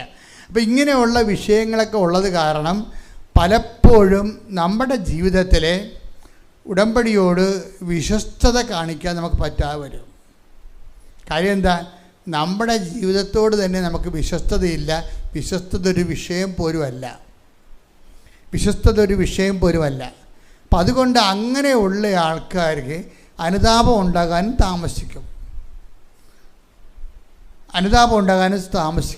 കാര്യം വെച്ച് കഴിഞ്ഞാൽ ഈ കാലഘട്ടങ്ങളിൽ അനുതാപത്തിന്, ഒരു വ്യക്തിക്ക് അനുതാപം ഉണ്ടാകാൻ പഴയ കാലങ്ങളിലെ മെഷീനറിയോ ഇൻസ്ട്രുമെൻറ്റോ പറ്റത്തില്ല.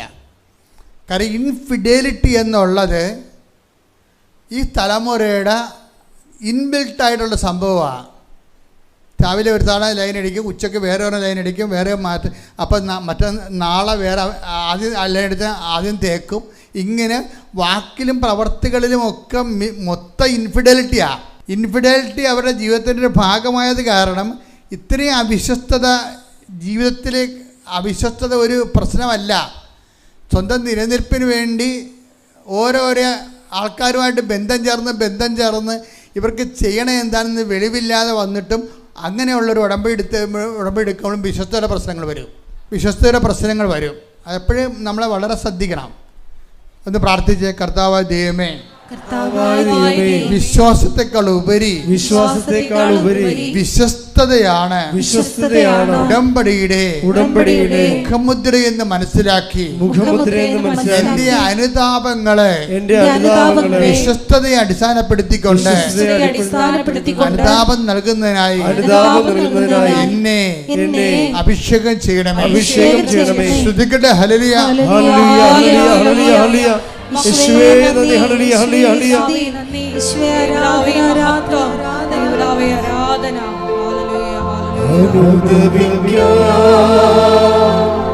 കൃപയേ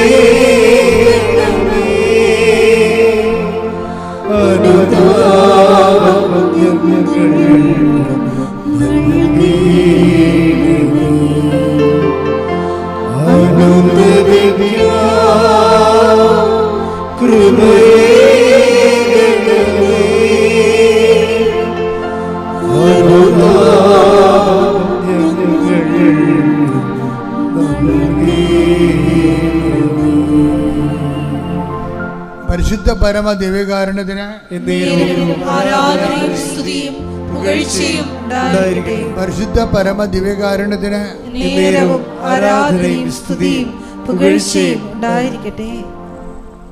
അപ്പൊ ഇവരുടെ മൂന്നാമത്തെ നിയോഗം എന്താണെന്നറിയാവോ? മൂന്നാമത്തെ നിയോഗം ഉടമ്പടിയിലെ കാരുണ്യ പ്രവർത്തികളും മുടങ്ങിപ്പോയ ആൾക്കാരെ കാരുണ്യ പ്രവർത്തിയിലേക്ക് തിരിച്ചു കൊണ്ടുവരണതാണ്. നിയോഗങ്ങൾ കേട്ടില്ലേ? അതായത് ഇവിടെ മൂന്നാമത്തെ നിയോഗം, ആദ്യത്തെ നിയോഗം എന്തായിരുന്നു? ഉടമ്പടി എടുക്കാത്ത എടുപ്പിക്കുക. രണ്ടാമത്തെ നിയോഗം എന്തായിരുന്നു? ഉടമ്പടി വീണു പോയവരെ താങ്ങി നിർത്തുക. മൂന്നാമത്തെ നിയോഗം എന്താണ്?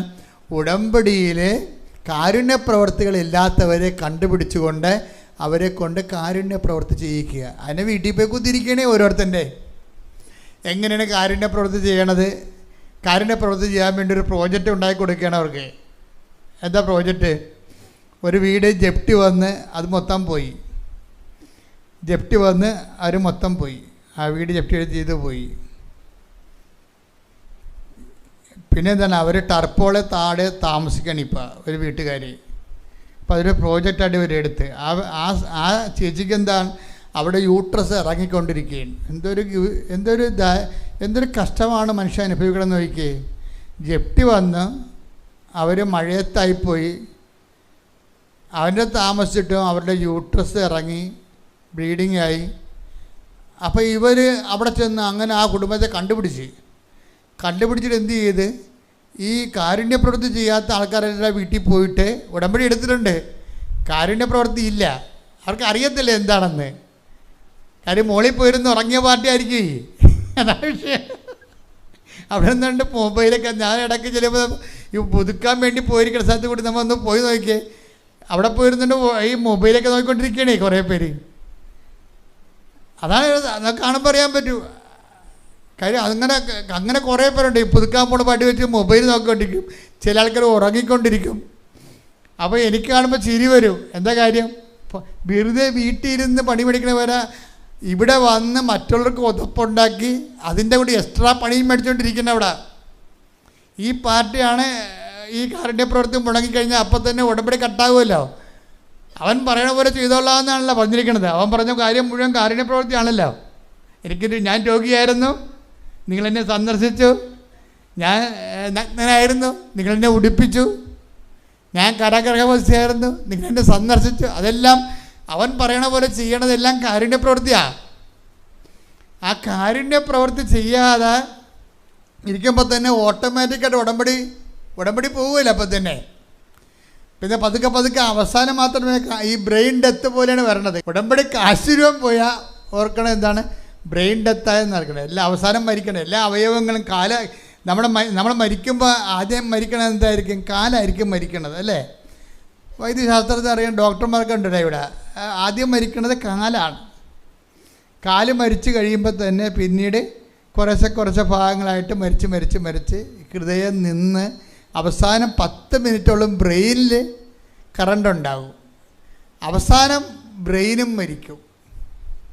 ഇങ്ങനെയാണ് മനുഷ്യൻ മരിച്ചു തീരണമെന്ന് വിചാരിക്കണത്.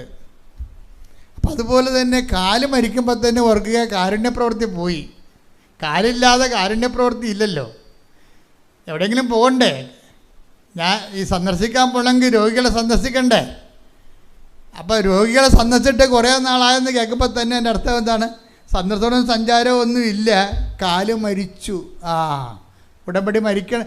കാരുണ്യ പ്രവൃത്തി മരിച്ചാൽ കാല് മരിച്ച പോലെയാകും. ഒരു വ്യക്തിയുടെ ജീവിതത്തിൽ ആദ്യം മരിക്കുന്നത് കാലാണ്. കാരുണ്യ പ്രവൃത്തി മരിച്ചു കഴിഞ്ഞാൽ ഒരു മനുഷ്യൻ സഞ്ചാരിച്ച് മറ്റ് സ്ഥലങ്ങളിൽ കർത്താവെല്ലാം കാല് വെച്ചാണ് സംസാരിച്ചിരിക്കുന്നത്. ഞാൻ കാരാഗൃഹവാസിയായിരുന്നു, നിങ്ങൾ എന്നെ സന്ദർശിക്കണമെങ്കിൽ എന്ത് വേണം? കാല് വേണ്ടേ? അല്ലേ? ഞാൻ രോഗിയായിരുന്നു, നിങ്ങളെന്നെ സന്ദർശിച്ചു. അപ്പോൾ അതെല്ലാം നമ്മൾ ചെന്ന് ചെയ്യേണ്ട കാര്യങ്ങളാണ്. ചെന്ന് ചെയ്യണില്ല, വെറുതെ പ്രത്യക്ഷ പ്രാർത്ഥന ചൊല്ലി വീട്ടിൽ ഇരിക്കണമെങ്കിൽ അരക്ക് താഴെ തളർന്ന് കിടക്കണ ഈ പിശാച്. ഉടമ്പടി എടുക്കേണ്ട കാര്യമില്ല, ചെയ്യേണ്ട കാര്യമില്ല. നിങ്ങൾ വെറുതെ വിശ്വാസ പ്രമാണവും പ്രത്യക്ഷ പ്രാർത്ഥന ചൊല്ലി വീട്ടിൽ ഇരിക്കണമെങ്കിൽ അരക്ക് താഴെ തളർന്ന് കിടക്കുകയാണ്. നിങ്ങൾ കറക്റ്റ് ചെയ്തില്ല എന്നുണ്ടെങ്കിൽ ഈ ഉടമ്പടി നിങ്ങൾക്ക് തിരിഞ്ഞു കൂത്താൻ തുടങ്ങും. പ്രാർത്ഥിക്കുക, കർത്താവായ ദൈവമേ, സുവിശേഷ ശുശ്രൂഷകള് അങ്ങയോട് പറഞ്ഞതുപോലെ അങ്ങയുള്ള സ്നേഹത്തിന്റെ സാക്ഷ്യമായി ചെയ്യാൻ എന്നെ സഹായിക്കണമേ. ശ്രദ്ധിക്കട്ടെ. ഹല്ലേലൂയ.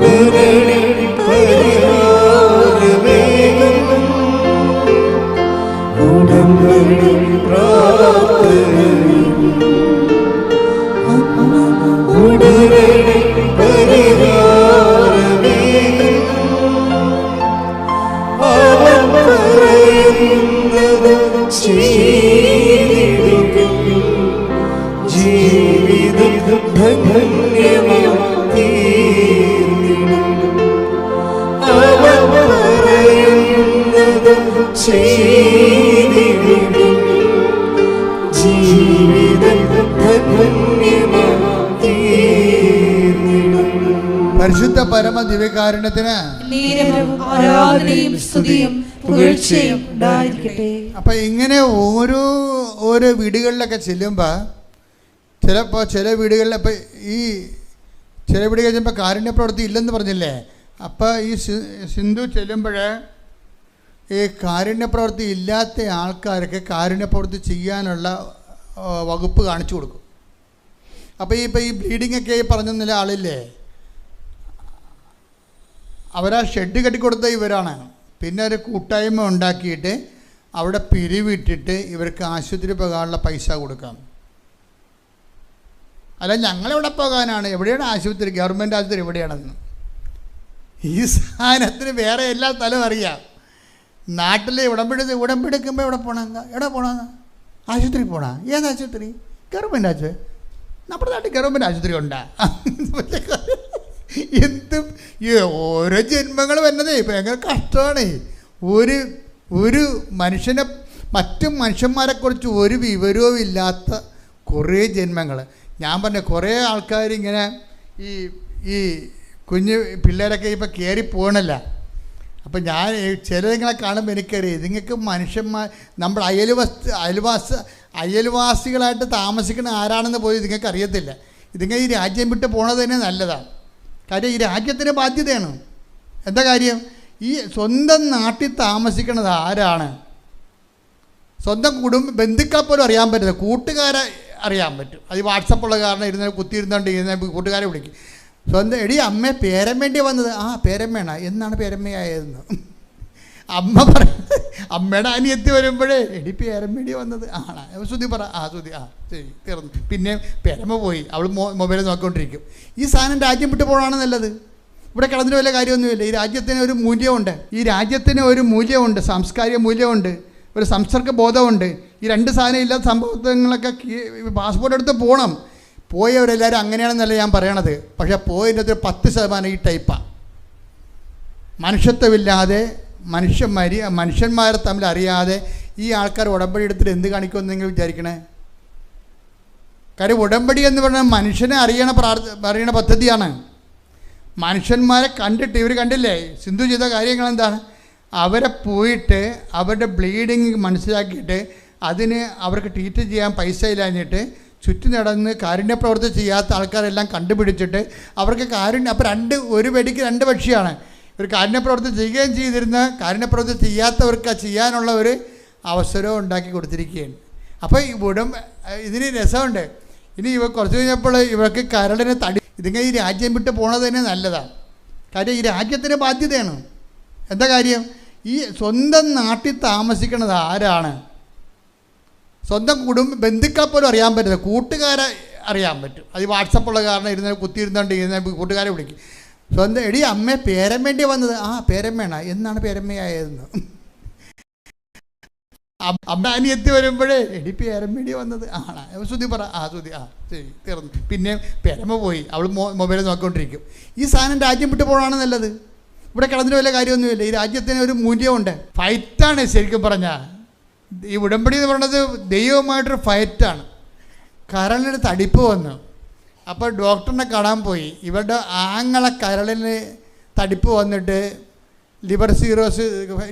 ഫാറ്റി ലിവർ ഉണ്ടായിട്ട് ഫാറ്റി ലിവർ സിറോസിസ് ക്യാൻസറായി മരിച്ച ആളാണ്. അപ്പോഴേ ഇവൾക്കും വർഷങ്ങളായിട്ട് ഫാറ്റി ലിവർ ഉണ്ട്. അപ്പോൾ ചില ആൾക്കാർ ഫാറ്റി ലിവർ ഉണ്ടെങ്കിൽ ഡയറ്റൊക്കെ നോക്കാതെ പിന്നെയും കൊഴുപ്പും മണ്ണാങ്കട്ടൊക്കെ വലിച്ചു കയറ്റിയാണ് പിന്നെയും കുഴപ്പം ഉണ്ടാക്കുന്നത്. നിങ്ങൾ ഈ കേരളത്തിലുള്ള ഒരു 90% ആൾക്കാർക്ക് ഫാറ്റി ലിവർ ഉണ്ട് കേട്ടോ. അപ്പോൾ ടെസ്റ്റ് ചെയ്യണത് നല്ലതായിരിക്കും. ഒന്നും ടെസ്റ്റ് ചെയ്യത്തില്ല. എന്തിനാണ് ടെസ്റ്റ് ചെയ്താൽ വല്ലതൊക്കെ പിന്നെ ഭക്ഷണം കഴിക്കേണ്ടെന്ന് പറയത്തില്ലേ? അതുകൊണ്ട് ഭക്ഷണം വലിച്ചു കെട്ടാൻ വേണ്ടി ടെസ്റ്റ് ചെയ്യത്തില്ല. അവസാനം ഇരുന്ന് ചത്തുപോകും. അതല്ലേ സംഭവിക്കണത്. പോയി ടെസ്റ്റ് ചെയ്യണം. എനിക്ക് കിഡ്നിയുടെ ടെസ്റ്റ് ഉണ്ടെന്ന് എനിക്ക് അസുഖം ഉണ്ടെന്ന് എങ്ങനെ മനസ്സിലായി? എന്നോട് പരിശുദ്ധായ്മ പറഞ്ഞ് എടാ പോയി ടെസ്റ്റ് ചെയ്യണമെന്ന് പറഞ്ഞ് ഞാനെന്ത് ചെയ്യും? ഞാനെല്ലാം 3 മാസം കൂടുമ്പോഴും വെറുതെ പോയി ടെസ്റ്റ് ചെയ്യും. ഒരു കുഴപ്പമില്ലേ? ഒരു പ്രാവശ്യം ടെസ്റ്റ് ചെയ്തപ്പോൾ ക്രിയാറ്റിൻ കൂടി. ഡോക്ടർ പറഞ്ഞ് ക്രിയാറ്റിൻ കൂടിയിട്ടുണ്ടെന്ന് പറഞ്ഞ് ഞാൻ അന്ന് ടെസ്റ്റ് ചെയ്യാമെങ്കിൽ ഇത് ഞാൻ ഉണ്ടാകത്തില്ല ഇവിടെ. അപ്പോൾ ദൈവം തന്നിരിക്കുന്ന സംവിധാനങ്ങൾ നമ്മൾ ഉപയോഗിക്കണം. പിന്നെ ഈ ഭക്ഷണം മുടക്കണം എന്നൊക്കെ പറഞ്ഞാൽ വലിയ ആനക്കാര്യമൊന്നുമല്ല. കിഡ്നിയുടെ ഡയറ്റൊക്കെ ആവശ്യത്തിനുണ്ട്, കൂടുതലുണ്ട്. പിന്നെ ഇപ്പം നോൻപും വന്നിരിക്കണത്, എന്നിട്ടും ജീവിച്ചിരിക്കണില്ലേ? എന്നിട്ട് നിങ്ങളോട് സംസാരിക്കണില്ലേ? അപ്പോൾ ഈ എക്സ്ട്രാ ഡയറ്റിലാണ് നിൽക്കണത്. ഇതൊക്കെ വെറുതെയാണ്. നമുക്ക് ദൈവം ഒരു അഭിഷേകം തന്നു കഴിഞ്ഞാൽ എല്ലാത്തിനും അതിജീവിക്കാൻ കഴിയും. ശ്രദ്ധിക്കട്ടെ. ഹല്ലേലൂയ.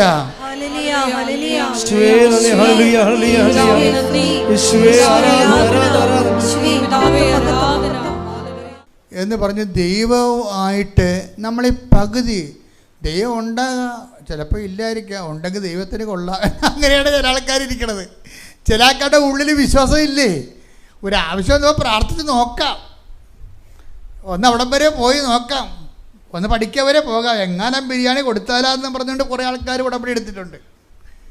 നാട്ടുകാർക്ക് അനുഗ്രഹം കിട്ടി സാക്ഷ്യം പറഞ്ഞപ്പോൾ അവനും അവളൊക്കെ സാക്ഷ്യം പറഞ്ഞില്ലേ? ചിലപ്പോൾ എനിക്കും കിട്ടാൻ സാധ്യതയുണ്ട്. അവളെന്ത് പോക്കാണെന്ന് എനിക്കറിയാം. എന്നിട്ട് അവൾക്ക് ഉടമ്പടി സാക്ഷ്യം കിട്ടിയില്ലേ? അപ്പം എനിക്കും ഉടമ്പടി സാക്ഷ്യം കിട്ടുമെന്ന് പറഞ്ഞ വലിയ ആൾക്കാരുണ്ട്.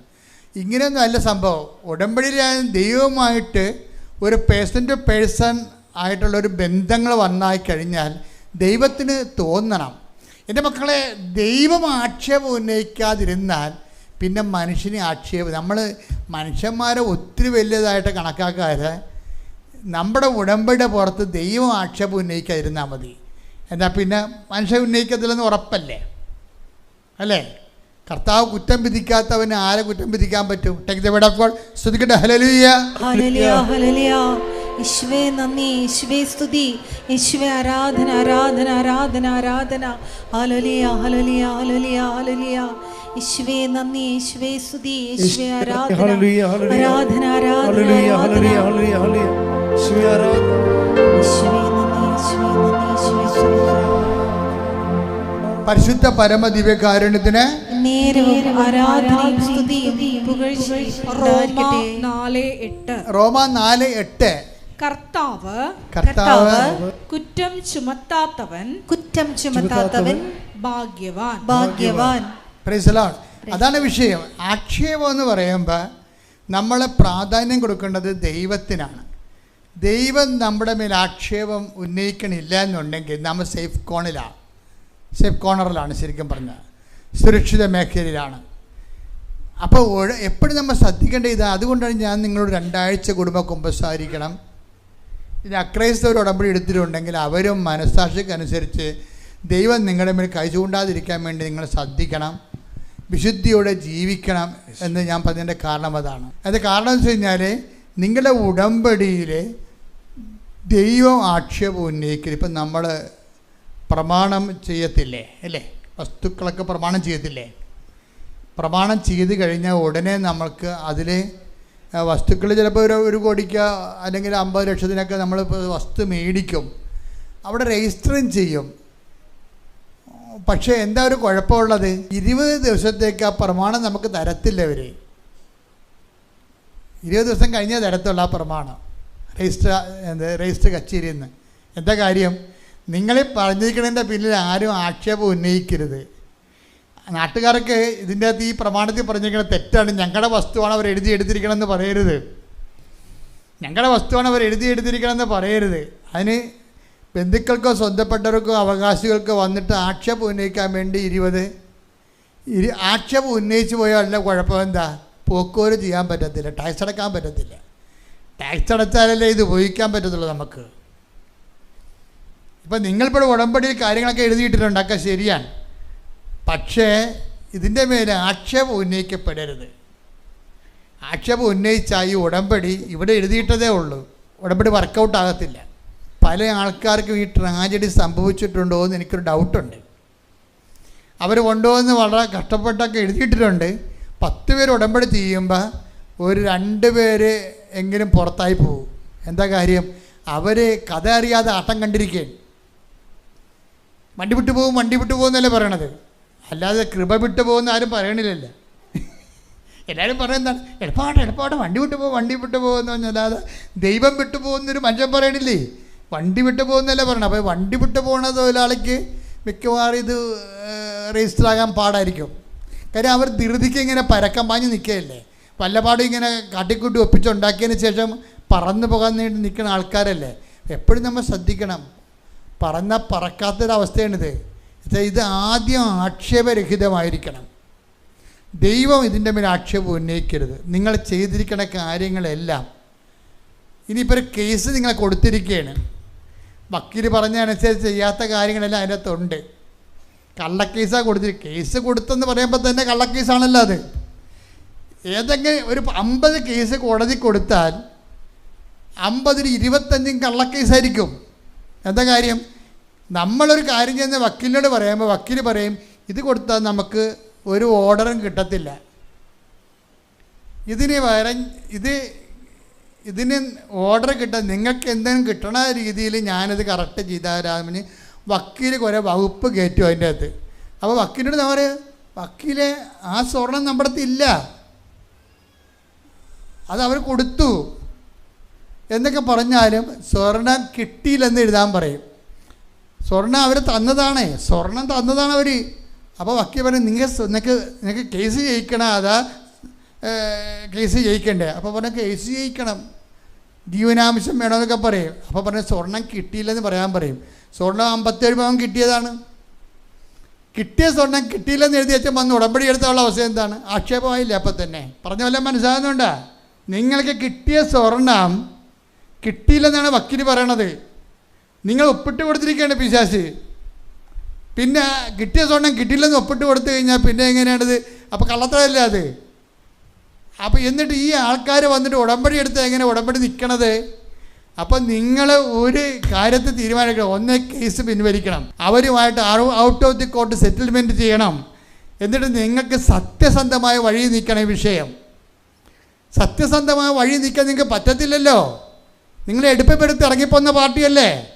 അവിടെയൊക്കെയാണ് ഈ പ്രശ്നം വരുന്നത്. ആക്ഷേപരഹിതമായിരിക്കണം ഉടമ്പടി. നിങ്ങൾ അവിടുത്തെ പണി കൂടുന്ന അനുസരിച്ചല്ലേ. ഇപ്പം ചില ആൾക്കാർ, ചില അമ്മായിയമ്മമാർ രാവിലെ വിട്ടു പോകും ജോലിക്ക്. അപ്പം നമ്മളവർക്ക് വേഗം പിടിച്ച് നോക്കി പോകുമ്പോൾ ജോലിക്കുള്ള തീക്ഷ്ണത കൊണ്ടാണ്. അതൊന്നുമല്ല, മരുമകൾക്ക് പണി കൊടുക്കാൻ വേണ്ടി വരുന്നതാണ്. ബാക്കി എല്ലാ പണിയും കൊണ്ട് രാത്രി തിന്നതിൻ്റെ കലവും ചട്ടിയും വരെ അവിടെ കിടപ്പുണ്ടാവും. ഈ പിശാച് പോയി കുളിച്ചിട്ട് നേരെ ഉടുപ്പും നോക്കി പൗഡർ ഇട്ട് നേരെ പോന്നിരിക്കുകയാണ് ജോലിക്ക്. അപ്പോൾ എന്താ സംഭവം? ആ സാധനം മൊത്തം അവളെ കൊണ്ട് കഴിക്കും. വന്നാലും ഇവർ മാറി കിടക്കും. ഇത് അമ്മായിയമ്മയും ചെയ്യുന്നുണ്ട്, മരുമോളും ചെയ്യുന്നുണ്ടേ. മരുമോൾ ഇത് തന്നെ ചെയ്യണത്. എന്നിട്ട് വന്നാൽ ഉടനെ മാറി കിടക്കും. കിടന്നിട്ട് കുറച്ച് കഴിയുമ്പോൾ പോയി ഭക്ഷണം കഴിക്കും. അപ്പോൾ പിന്നെ കൊന്തയുടെ സമയമായി. കൊന്തയ്ക്ക് വേണേൽ കൊന്ത ചെല്ലിക്കൊണ്ടിരിക്കുന്ന സമയത്ത് കൊച്ചിനെ പിച്ച് നോവിക്കും. കൊച്ചു കിടന്ന് കാറും കൊച്ചിനെ കൊണ്ട് പുറത്തോട്ട് പോകും. അപ്പോൾ കൊന്തേവില്ല, തീർന്നില്ല പരിപാടി. ഇങ്ങനെയുള്ള പരിപാടികളെല്ലാം ചെയ്തതിന് ശേഷം ഈ ഉടമ്പടി ആക്ഷേപരഹിതമാകത്തില്ല. ഇത് കർത്താവ് ഇതെല്ലാം ഇങ്ങനെ നോക്കിക്കൊണ്ടിരിക്കുകയല്ലേ. അപ്പം റെക്കോർഡ് ചെയ്ത് പോകുമല്ലേ ഈ സാധനം. അതുകൊണ്ട് ഒരുമാരപ്പെട്ട വയ്ക്കുമ്പോൾ ഇങ്ങനെയുള്ള അലമ്പ് പരിപാടിയൊക്കെ കയ്യിലുണ്ടെങ്കിൽ അതൊക്കെ അവസാനിപ്പിച്ചിട്ട് സത്യസന്ധമായിരിക്കണം ഉടമ്പടി. പ്രാർത്ഥിക്കുക, കർത്താവ് ദൈവമേ, എൻ്റെ ഉടമ്പടി ആക്ഷേപരഹിതമാകാൻ വചനത്തിന്റെ വിശുദ്ധിയോടെ ഉടമ്പടിയെ സമീപിക്കുവാൻ എന്നെ സഹായിക്കണമേ. ശ്രദ്ധിക്കട്ടെ. ഹല്ലേലൂയ,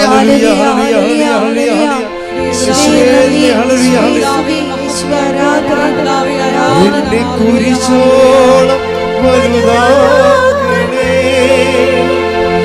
നിന്റെ സ്നേഹത്തിൽ നിഴലാകണേ.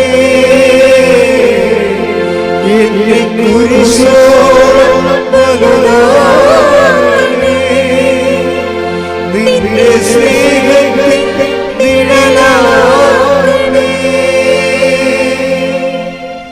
പരിശുദ്ധ പരമദിവ്യകാരുണ്യത്തിന് ഉടമ്പടി സിന്ധുവിൻ്റെ 5ാമത്തെ നിയോഗം എന്താണെന്നറിയാവോ? ചില വീട്ടിൽ ചെല്ലുമ്പോൾ അവർ പറയും, ഞങ്ങൾക്ക് ഉടമ്പടി എടുക്കണമെന്ന് ആഗ്രഹമുണ്ട്, പക്ഷേ ഞങ്ങളെ കൊണ്ടുപോകാൻ ആരും ഇല്ലെന്ന് പറയും. പിന്നെ എന്ത് ചെയ്യും? അങ്ങനെ കൊണ്ടുപോകാൻ ആരും ഇല്ലാത്തവരെല്ലാം ചേർത്തിട്ടൊരു ഗ്രൂപ്പ് ഉണ്ടാക്കി വണ്ടിയും വിളിച്ചും. ഇത് ഞങ്ങളാരും ഇത് അറിയണില്ല. ഇത് സാക്ഷ്യം പറയുമ്പോഴാണ് ഈ അറിയണത്. ഓരോ മനുഷ്യന്മാരുടെ ഉടമ്പടി എടുക്കേണ്ട കാര്യം പറയണേ. ഒരു വീട്ടിൽ ചെല്ലുമ്പോൾ അവർ പറയും, എൻ്റെ കൊച്ചെ പറഞ്ഞ് വീട്ടിൽ ചെല്ലാൻ എങ്ങനെയാണ്? ആ വീട്ടിൽ പോയി കുത്തിയിരുന്നിട്ട് ഈ സാക്ഷ്യമില്ല ആരൊക്കെ ഏൽപ്പിക്കും. അതാണ് വിഷയം. ഈ പത്രം കൊണ്ടുപോയി യൂട്യൂബിലെ സാക്ഷ്യമില്ല അവരൊക്കെ കേൾപ്പിക്കും. അവർ പറയും, കൊച്ചെ ഞങ്ങൾക്കും വന്ന് ഉടമ്പടി എടുക്കണമെന്ന് ആഗ്രഹമുണ്ട്, പക്ഷേ ഞങ്ങളെ കൊണ്ടുപോകാൻ ആരുമില്ല. അപ്പോൾ ഇവർ പറയും, ഞാൻ നിങ്ങളെ കൊണ്ടുപോകാം. അപ്പോൾ ചില വീട്ടിൽ ചെല്ലുമ്പോൾ പറയും, കൊച്ചേ പോണേനല്ല പ്രശ്നം, പത്രത്തിന് എടുക്കാൻ കാശില്ലെന്ന് പറയും. പത്രം എടുക്കാൻ കാശില്ല. അങ്ങനെ കുറേ ആൾക്കാരുണ്ട്, പത്രം എടുക്കാൻ കാശില്ല എന്ന് അവർക്ക് സത്യമായിട്ടില്ല. അവിടെ അന്നന്ന് വേണ്ട ആഹാരം തന്നെ ചെയ്യാൻ അവർക്ക് പറ്റണില്ല, പിന്നെയാണ് ആ കാശ്. അപ്പോൾ അങ്ങനെ വരുമ്പോൾ എന്ത് ചെയ്യും? ഇവർ തന്നെ പത്രം വാങ്ങിച്ച് അവർക്ക് കൊടുക്കും. ഞാൻ പത്രം വാങ്ങിച്ച് തരാം. അത് ഭർത്താവ് അങ്ങനെയാണ് ചെയ്യണത്. ഭർത്താവിൻ്റെ ജോലിക്കാശ് കൊടുത്തിട്ട് അതിന് പത്രം മേടിച്ച് ഈ പത്രം മേടിക്കാൻ കാശില്ലാത്തവർക്ക് കൊടുക്കുകയാണ്. ഇത് നിങ്ങൾ ചെയ്യേണ്ട ഇത്രയേ ഉള്ളൂ, നിങ്ങളിത് വിതരണം ചെയ്യണം. ഇതൊക്കെ ഞാൻ വല്ലപ്പോഴും നിങ്ങളോട് പറഞ്ഞിട്ടുണ്ടോ? ഇങ്ങനെയൊക്കെ ഒരിക്കലും ഇല്ല. പക്ഷെ മനുഷ്യന്മാർ ഇങ്ങനെ ഉടമ്പടി ചെയ്യണത്. അപ്പം അവർ ചെയ്യുമ്പോൾ എന്താ പറ്റുന്നത്? ഒരു ദിവസം ചെന്നപ്പോൾ ഇവർക്ക് ഫാറ്റി ലിവർ എന്ന് പറഞ്ഞപ്പോൾ ഡോക്ടറെ അടുത്ത് പോയി. ആങ്ങളെ മരിച്ചില്ലേ ഫാറ്റി ലിവറായിട്ട്? ആ ഡോക്ടർ ഇവർക്ക് പരിചയമുള്ളതാണ്. അവിടെ കൊണ്ടുപോയാണ് ഇവളെ ടെസ്റ്റ് ചെയ്തത്. അപ്പോൾ ഡോക്ടർ പറഞ്ഞ്, ഇപ്പോൾ ഡോക്ടറിന് ചരിത്രം അറിയാം, ഇവരുടെ ബോഡി ചരിത്രങ്ങൾ അറിയാം. ഫാറ്റി ലിവർ വന്നാൽ ഈ കുടുംബം സീറോസിസിലേക്ക് പോകുകയുള്ളൂ. അപ്പോൾ ഡോക്ടർ ഇവളെ സാന്ത്വനപ്പെടുത്താൻ ഇവളുടെ തോളെ തട്ടിട്ട് പറഞ്ഞ്, ഫാറ്റി ലിവർ ആണെങ്കിൽ ഇനിയിപ്പോൾ സീറോസിസ് ആണെങ്കിലും കുഴപ്പമില്ല, ഞാൻ നിനക്ക് ഡയറ്റ് തരാമെന്ന്. ഡോക്ടറിന് അത്രേ പറ്റത്തുള്ളൂ. ഫാറ്റ് ലിവർ ആണെങ്കിലും കുഴപ്പമില്ല, സിറോസിസ് ആണെങ്കിലും കുഴപ്പമില്ല, ഞാൻ നിനക്ക് നല്ല ഡയറ്റ് തരാമെന്ന്, സിറോസിസിനെ കൺട്രോൾ ചെയ്യാൻ പറ്റിയ ആഹാര രീതികൾ പറഞ്ഞു തരാമെന്ന്. അപ്പോഴേ അവൾ അമ്മയോട് പറഞ്ഞ്, അമ്മേ ഡയറ്റൊക്കെ എനിക്കറിയാം, എൻ്റെ ആങ്ങളെ കഴിച്ചിട്ടുള്ളതാണ്. ഇതാ വിഷയം, ഡയറ്റൊക്കെ എനിക്കറിയാം, ആങ്ങളെ കഴിച്ചിട്ടുള്ളതാണ്. എൻ്റെ പ്രശ്നം അതല്ല, ആ ഡയറ്റ് കഴിച്ചാൽ നിൻ്റെ ജോലി ചെയ്യാൻ പറ്റത്തില്ല. അമ്മയുമായിട്ടാണ് തട്ടുപിടിക്കണത്. ഏതമ്മയാണ്? പരിശുദ്ധ അമ്മ, കൃപാസനം മാതാവ്. ഇവർ സംസാരിക്കാൻ പറ്റി ഈ ലോകത്തിലെ ഇന്ന് ഏറ്റവും കൂടുതൽ ആൾക്കാരോട് സംസാരിക്കുന്നത് ആരാ? കൃപാസനം മാതാവാണ്. ആൾക്കാർ സംസാരിക്കുന്നത് ആരോടാണ്? കൃപാസന അമ്മയോടാണ്. കാരണം ഈ കാലഘട്ടത്തിലെ ദുരന്ത ജീവിതക്കാരെല്ലാം അമ്മയടുത്താണ് വരണത്. അമ്മയോട് സംസാരിക്കും, അമ്മ പോകേണ്ട പാട്ടി കൂടെ പോകും, നിൽക്കേണ്ടപ്പോൾ പറഞ്ഞു തരും. എല്ലാ കാര്യങ്ങൾക്കും ആ ഉടമ്പടിയുടെ വാക്ക് പാലിച്ചുകൊണ്ട് നമ്മുടെ കൂടെ സഞ്ചരിക്കുന്ന സഞ്ചാരി മാതാവാണ്. അപ്പം അമ്മയോട് പറയും, അമ്മേ എനിക്ക് ഡയറ്റ് കീപ്പ് ചെയ്യണ പ്രശ്നമൊന്നുമില്ല, എനിക്ക് ഡോക്ടർ പറഞ്ഞു തരണ്ട, എനിക്കറിയാൻ ഡയറ്റ്, എൻ്റെ ആങ്ങളെ കഴിച്ചതാണ് ആ ഡയറ്റ്, ആ കഴിച്ചാൽ എഴുന്നേറ്റ് പൊങ്ങത്തില്ല മനുഷ്യൻ, എനിക്ക് നിൻ്റെ വേല ചെയ്യാൻ പറ്റത്തില്ല, അതാണ് എൻ്റെ പ്രശ്നമെന്ന് പറയും. അതാണ് പ്രശ്നം, ഞാൻ ആ ഡയറ്റ് കഴിച്ചാൽ എനിക്ക് വേല ചെയ്യാൻ പറ്റത്തില്ല എന്ന് പറയും. അപ്പോൾ ഒരു 800 രൂപയുടെ കുറേ മരുന്ന് കൊടുക്കും. 800 രൂപയുടെ മരുന്ന് കുറിക്കും ആദ്യമേ തന്നെ. ഈ 800 രൂപയുടെ മരുന്നും കൊണ്ട് വീട്ടിൽ വന്ന് വെച്ചും കൃപാസൻ മാതാവ് എന്നോട് സംസാരിക്കും, ഈ മരുന്ന് ഞാൻ കഴിക്കുമെന്ന് അമ്മ വിചാരിക്കരുത്. അതാണ് വിഷയം. ഈ മരുന്ന് ഞാൻ കഴിക്കുമെന്ന് അമ്മ വിചാരിക്കരുത്. നിങ്ങളെ ഉള്ള മരുന്നെല്ലാം നേരത്തെ ഇവിടെ വന്ന് ചത്ത് കിടന്നിട്ട് എന്നെ പറയരുത് കേട്ടാ. അതെന്താ പ്രശ്നം വെച്ച് കഴിഞ്ഞാൽ ഇവരുടെ നിലവാരം നോക്കണം, ഇവരുടെ സത്യസന്ധത നോക്കണം. ഇവിടെ നിലവാരത്തിൽ നിങ്ങൾ എത്തിയാൽ നിങ്ങൾക്ക് ദൈവത്തോടൊന്നും പറയാം. നിലവാരത്തിൽ എത്തിയാൽ നിങ്ങളെ ഉള്ള അലപരാധി ജീവിതം എല്ലാം ജീവിച്ചിട്ട് ദൈവത്തിൻ്റെ മുമ്പിൽ അത് ഇതും പറഞ്ഞിട്ട് കാര്യമില്ല. ഇവർക്ക് പറയാനുള്ള ക്രെഡിബിലിറ്റി ഉണ്ട്. അതാണ് ഇവർ പറയണത്, ഈ മരുന്ന് 800 രൂപയുടെ മരുന്നുണ്ട് ആദ്യപടി, ഇത് ഞാൻ കഴിക്കുമെന്ന് അമ്മ വിചാരിക്കരുത്. അമ്മ സുഖപ്പെടുത്തണം. കാര്യം എന്താ? എൻ്റെ പ്രശ്നം എന്താ? എൻ്റെ പ്രശ്നം പ്രേക്ഷിത വേലയാണ് എൻ്റെ പ്രശ്നം. അതല്ലല്ലോ നിങ്ങളുടെയൊക്കെ പലരുടെയും പ്രശ്നം. നിങ്ങളുടെ പ്രശ്നം കാനഡയിൽ പോവുക, നിങ്ങളുടെയൊക്കെ പ്രശ്നം മകന് ജോലി കിട്ടുക, കെട്ടിച്ചു വിട്ട മക്കൾ പിള്ളേരുണ്ടാകണമല്ല പ്രശ്നം. ഈ പ്രശ്നം മാറിയിട്ട് ദൈവത്തിൻ്റെ പ്രശ്നം നമ്മുടെ പ്രശ്നമാകണം. അതാണ് വിഷയം. എൻ്റെ പ്രശ്നം എന്താണ്? എൻ്റെ പ്രശ്നം ഫാറ്റ് ലിവർ അല്ല. എൻ്റെ പ്രശ്നമെന്ന് പറയുന്നത് പ്രേക്ഷിത വേലയാണ്. ഞാൻ ഈ ഡയറ്റ് കഴിച്ചാൽ എനിക്ക് പ്രേക്ഷിത വേല ചെയ്യാൻ പറ്റത്തില്ല. അതുകൊണ്ട് എൻ്റെ കരൾ അമ്മയുടെ കരൾ പോലെ ആക്കിയിട്ട് ടെസ്റ്റിന് കൊടുക്കേണ്ട അമ്മയുടെ കരളാണ്. പ്രാർത്ഥനയുടെ ലെവലിൽ പോകണം, കണ്ടില്ലേ? അങ്ങനെയൊക്കെ സംസാരിക്കാനുള്ള അധികാരം വരും നമുക്ക് കുറച്ച് കഴിയുമ്പോൾ, ബന്ധം ഉണ്ടാകുമ്പോൾ. ആ ബന്ധം ഉണ്ടാകുമ്പോൾ ഇപ്പം എന്താ സംഭവിച്ചു കഴിഞ്ഞാൽ, സിറോസിസ് ആണെന്ന് ഡോക്ടർ പറഞ്ഞിട്ട് അതിന് ഡയറ്റ് കുടിക്കാമെന്ന് പറഞ്ഞ ഡോക്ടറിൻ്റെ അടുത്ത് വേറെ ടെസ്റ്റിന് പോയിരിക്കണം. ഇവിടെ ടെസ്റ്റിന് പോയപ്പോൾ എന്ത് ചെയ്യുന്നറിയാവോ? ഞാൻ ടെസ്റ്റ് ചെയ്യണ മുമ്പ് ഉടമ്പടി തൈലം കയ്യിലെടുത്തിട്ട് ഞാൻ ഉടുപ്പ് പൊക്കിയിട്ട് അതിൻ്റെ അകത്ത് എൻ്റെ ബ്ലൗസ് പൊക്കി ഇവിടെയൊക്കെ തേച്ച്, കരളിൻ്റെ ഇരിക്കുന്ന സ്ഥലത്ത് തേച്ച് എന്ന് പറഞ്ഞ് അമ്മയോട് പറഞ്ഞ് എൻ്റെ കരൾ നിൻ്റെ കരളാക്കിയിട്ട് നിൻ്റെ കരളാണ് ടെസ്റ്റിന് കൊടുക്കേണ്ടതെന്ന് പറയും. ഇത് ബന്ധമാണ് ശരിക്കും. ടെസ്റ്റ് കഴിഞ്ഞപ്പോൾ ഇതുകൊണ്ട് ഈ കരളിന് ടെസ്റ്റ് കൊടുത്ത് ടെസ്റ്റ് കഴിഞ്ഞപ്പോൾ ഒരു ഫാറ്റി ലിവറും ഇല്ല, ഒന്നുമില്ല. ഞാനെന്താ നിങ്ങളോട് പറഞ്ഞു വെച്ച് കഴിഞ്ഞാൽ, നിങ്ങൾ 2 വില്ലിക്ക് ചവിട്ടരുത്. ദൈവത്തിനെ പരീക്ഷിക്കുകയും ചെയ്യരുത്. ദൈവം നമുക്ക് പരീക്ഷിക്കാനുള്ള കളിപ്പുള്ളതല്ല, മറിച്ച് നിങ്ങൾ അവൻ പറയണ പോലെ ചെയ്തുകൊണ്ട് ദൈവസ്നേഹത്തിൽ വളർന്നിട്ട് ദൈവം നിൻ്റെ വാക്കിന് വില കൽപ്പിക്കണം. ആ രീതിയിൽ വേണം ഉടമ്പടി വളരാൻ. ദൈവം നിങ്ങളുടെ വാക്കിന് വില കൽപ്പിക്കണം. സത്യസന്ധമാണ്, വിശ്വസ്തതയാണെന്ന് കണ്ടാൽ ദൈവം ഏത് കൊച്ചു കുഞ്ഞിൻ്റെ വാക്കിന് വില കൽപ്പിക്കും. നമ്മൾ സത്യസന്ധമാണ്, വിശ്വസ്തതയാണെന്ന് കണ്ടാൽ ദൈവം ഏത് കൊച്ചു കുഞ്ഞിൻ്റെ വാക്കിന് വില കൽപ്പിക്കും. ഇങ്ങനെയാണ് കർത്താവിൻ്റെ മുമ്പിൽ നമ്മൾ വിലയുള്ളവരായി മാറണത്, ദൈവതിരുസന്നിധിയിൽ വിലയുള്ളവരായി മാറണം. അതുകൊണ്ട് ഉടമ്പടി ഒരു വാല്യൂ ആഡഡ് സുവിശേഷ പദ്ധതിയാണ്. പക്ഷേ അതിൻ്റെ കറക്റ്റ് ഫോർമാലിറ്റി ചെയ്യാൻ വേണ്ടി എൻ്റെ മക്കൾ നല്ല എല്ലാപ്പോഴും ജാഗ്രതയുണ്ടാകണം. അപ്പം നമുക്ക് എന്ത് വിഷയം, ഇപ്പോൾ ഇവർക്ക് എന്തെല്ലാം വിഷയങ്ങൾ വന്നു, ആ വിഷയത്തിനൊക്കെ ഇവരെങ്ങനെ അതിജീവിച്ചത്? ഇവർ കിഡ്നി ട്രബിൾ വന്ന്, കരളിന് പ്രശ്നങ്ങൾ വന്നു, സ്വരങ്ങൾ പോയി, എന്തെല്ലാം പ്രശ്നങ്ങൾ ഇവരുടെ പ്രേക്ഷിത പ്രവർത്തന കാലത്തിലുണ്ടായി.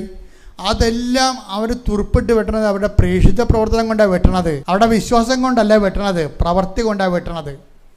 ഞാൻ സിന്ധുവിൻ്റെ സാക്ഷ്യത്തിൽ എനിക്ക് ഏറ്റവും ഇഷ്ടപ്പെട്ടത്, എല്ലാവരും വിശ്വാസം കൊണ്ടാണ് പ്രതിരോധിക്കേണ്ടത്, വിശ്വാസം കൊണ്ടല്ല ജീവിതത്തിൻ്റെ പ്രശ്നങ്ങളെ സിന്ധു പ്രതിരോധിച്ചത് എന്താണ്? പ്രവൃത്തി കൊണ്ടാണ്. ദൈവത്തിന് അവളുടെ വിശ്വാസം സത്യമാണെന്ന് മനസ്സിലാക്കണത് അവൻ്റെ ഉടമ്പടി പുതുക്കുമ്പോൾ വെച്ച നിയോഗങ്ങളും അത് നടപ്പിൽ വരുത്താൻ വേണ്ടി അവൾ കാണിച്ചിട്ടുള്ള ത്യാഗങ്ങളും ദൈവതിരുസ്ഥൻ്റെ സത്യസന്ധതയുടെ അച്ചാരമായി മാറി.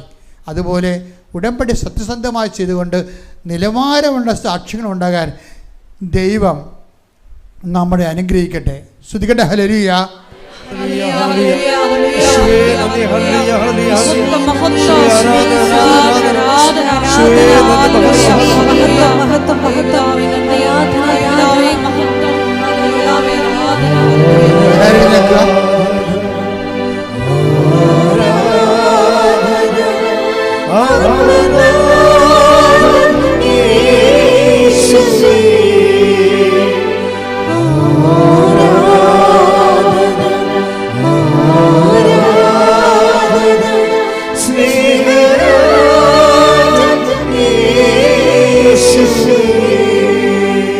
പരിശുദ്ധ പരമ ദിവ്യകാരുണ്യത്തിന് ആരാധനയും സ്തുതിയും പുകഴ്ചയും ഉണ്ടായിരിക്കട്ടെ. പരിശുദ്ധ പരമ ദിവ്യകാരുണ്യത്തിന് ആരാധനയും സ്തുതിയും പുകഴ്ചയും ഉണ്ടായിരിക്കട്ടെ. നമുക്കെല്ലാവർക്കും കൃപാസനം പ്രത്യക്ഷീകരണ മധ്യസ്ഥ പ്രാർത്ഥന ഏറ്റുചൊല്ലി പ്രാർത്ഥിക്കാം. അമ്മേ പരിശുദ്ധ അമ്മേ, ദൈവമാതാവേ, കൃപാസനത്തിലൂടെ ഞങ്ങൾക്കും ഞങ്ങളുടെ ദേശത്തിനും അമ്മ മധ്യസ്ഥം തേടി തന്ന എല്ലാ അനുഗ്രഹങ്ങൾക്കും കൃപകൾക്കും ഞങ്ങളിപ്പോൾ ഹൃദയം നിറഞ്ഞ നന്ദി പറയുന്നു. സ്തുതിച്ചു പ്രാർത്ഥിക്കാം. ഹല്ലേലൂയ, ഹല്ലേലൂയ. നാളിതുവരെ ഞങ്ങൾക്ക് ലഭിച്ച എല്ലാ കൃപകൾക്കും അനുഗ്രഹങ്ങൾക്കും നന്ദി പറയുന്നു. ഹല്ലേലൂയ, ഹല്ലേലൂയ. മഹത്വം, മഹത്വം, ആരാധന, ആരാധന. ദൈവപിതാവേ നന്ദി, പിതാവേ മഹത്വം, ദൈവപിതാവേ ആരാധന.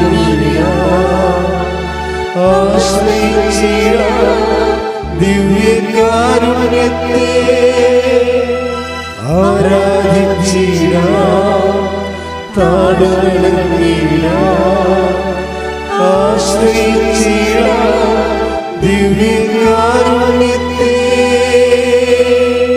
പരിശുദ്ധ പരമ ദിവ്യ കാരുണ്യത്തിന് ആരാധനയും സ്തുതിയും പുകഴ്ചയും ഉണ്ടായിരിക്കട്ടെ. പരിശുദ്ധ പരമ ദിവ്യ കാരുണ്യത്തിന് ആരാധനയും സ്തുതിയും പുകഴ്ചയും ഉണ്ടായിരിക്കട്ടെ. പരിശുദ്ധ പരമ ദിവ്യ കാരുണ്യത്തിന് ആരാധനയും സ്തുതിയും പുകഴ്ചയും ഉണ്ടായിരിക്കട്ടെ. അമ്മേ പരിശുദ്ധ അമ്മേ, പരിശുദ്ധ ദൈവമാതാവേ, 2004 ഡിസംബർ 7-ാം തീയതി ഉച്ച കഴിഞ്ഞ് 2:30 കൃപാസനത്തിൽ സംഭവിച്ച അമ്മയുടെ പ്രത്യക്ഷപ്പെടലിനെ കുറിച്ച് തിരുസഭയ്ക്ക് സമർപ്പിച്ചിരിക്കുന്ന പഠനരേഖകളുടെ മേൽ വസ്തുനിഷ്ഠവും ദൈവശാസ്ത്ര വിധി പ്രകാരമുള്ളതുമായ അന്വേഷണ പഠനങ്ങൾ നടത്തി ആ പ്രത്യക്ഷപ്പെടലിലൂടെ പ്രകടമായ ദൈവമാതാവിന്റെ പ്രത്യേക കരുതലും സംരക്ഷണവും വെളിപ്പെടുത്തുന്ന പീഡിതരുടെ ആശ്വാസവും പ്രവാചകന്മാരുടെ രാജ്ഞിയും വാഗ്ദാനത്തിന്റെ പേടകവും പ്രപഞ്ച പ്രകൃതിയുടെ മാതാവുമായ പരിശുദ്ധമ്മയുടെ ഭക്തി തിരുസഭയിൽ കൂടുതൽ പ്രചരിച്ച് ജീവിതത്തിന്റെ ദുരിത ദുരന്ത അവസ്ഥകളിൽ അകപ്പെട്ട് കഴിയുന്ന അനേകായിരം മക്കൾക്ക് ദൈവത്തിന്റെ സാന്നിധ്യവും സന്ധിപ്പും കൂടുതൽ അനുഭവിക്കുക വഴി ആത്മീയ വിശുദ്ധിയും ദൈവശക്തിയും കൈവരിക്കുവാൻ ഞങ്ങളുടെ കുടുംബങ്ങളെ ഇടയാക്കണമേ. സ്തുതിച്ചു പ്രാർത്ഥിക്കാം. ഹല്ലേലൂയ, ഹല്ലേലൂയ, ഹല്ലേലൂയ. ദിവ്യകാരുണ്യനാഥ, മരിയൻ ഉടമ്പടിയെടുത്ത് പ്രാർത്ഥിക്കുന്ന ഞങ്ങളുടെ കുടുംബങ്ങളെ വിശുദ്ധീകരിക്കണമേ എന്ന് പ്രാർത്ഥിക്കുന്നു, ശക്തീകരിക്കണമേ എന്ന് പ്രാർത്ഥിക്കുന്നു, ആത്മാവാൽ വഴി നടത്തണമേ എന്ന് പ്രാർത്ഥിക്കുന്നു, വലിയ വലിയ സാക്ഷികളാക്കി ഉയർത്തണമേ എന്ന് പ്രാർത്ഥിക്കുന്നു. Hallelujah, hallelujah. ദൈവപിതാവേ നന്ദി, ദൈവപിതാവേ മഹത്വം, ദൈവപിതാവേ ആരാധന.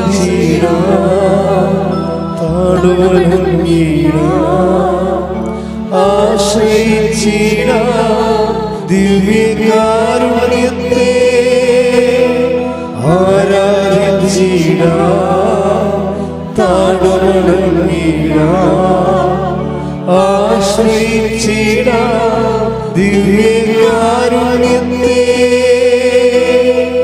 പരിശുദ്ധ പരമ ദിവ്യകാരുണ്യത്തിന് ആരാധനയും സ്തുതിയും പുകഴ്ചയും ഉണ്ടായിരിക്കട്ടെ. പരിശുദ്ധ പരമ ദിവ്യകാരുണ്യത്തിന് ആരാധനയും സ്തുതിയും പുകഴ്ചയും ഉണ്ടായിരിക്കട്ടെ. പരിശുദ്ധ പരമ ദിവ്യകാരുണ്യത്തിന് ആരാധനയും സ്തുതിയും പുകഴ്ചയും ഉണ്ടായിരിക്കട്ടെ. അമ്മേ പരിശുദ്ധ അമ്മേ, അമ്മേ പരിശുദ്ധ അമ്മേ, ഭൂസ്വർലോകങ്ങളുടെ രാജ്ഞിയായ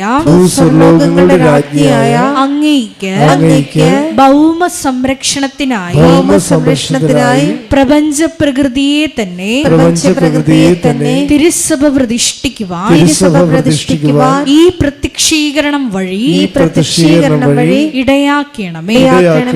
പരിശുദ്ധ അമ്മേ, ജപമാല മാതാവേ, സകല കൃപാസനം പ്രാർത്ഥനകളോടും ചേർത്ത്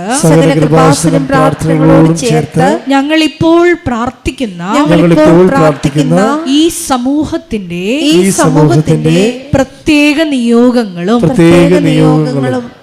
മൗനമായിട്ട് നമ്മുടെ വ്യക്തിപരമായ പ്രാർത്ഥനാ വിഷയങ്ങളും സമാനമായിട്ടുള്ള ജീവിത ദുരിതങ്ങളിലൂടെ കടന്നു പോകുന്ന മക്കളെയും കൃപാസനത്തിൽ ജീവനോടെ പ്രത്യക്ഷയായ ദൈവമാതാവിൻ്റെ മധ്യസ്ഥയിൽ ദിവ്യകാരുണ്യ സന്നിധിയിൽ സമർപ്പിച്ച് നമുക്കൊരു നിമിഷം പ്രാർത്ഥിക്കാം.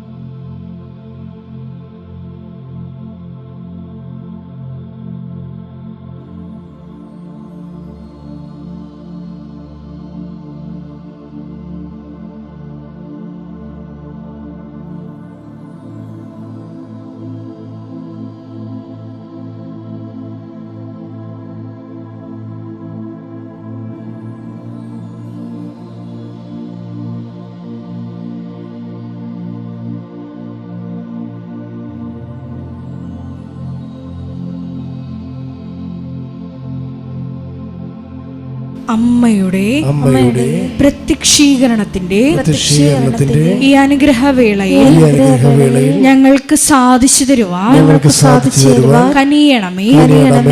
ആമേൻ. സ്തുതിച്ചു പ്രാർത്ഥിക്കാം. ഹല്ലേലൂയ, ഹല്ലേലൂയ, ഹല്ലേലൂയ.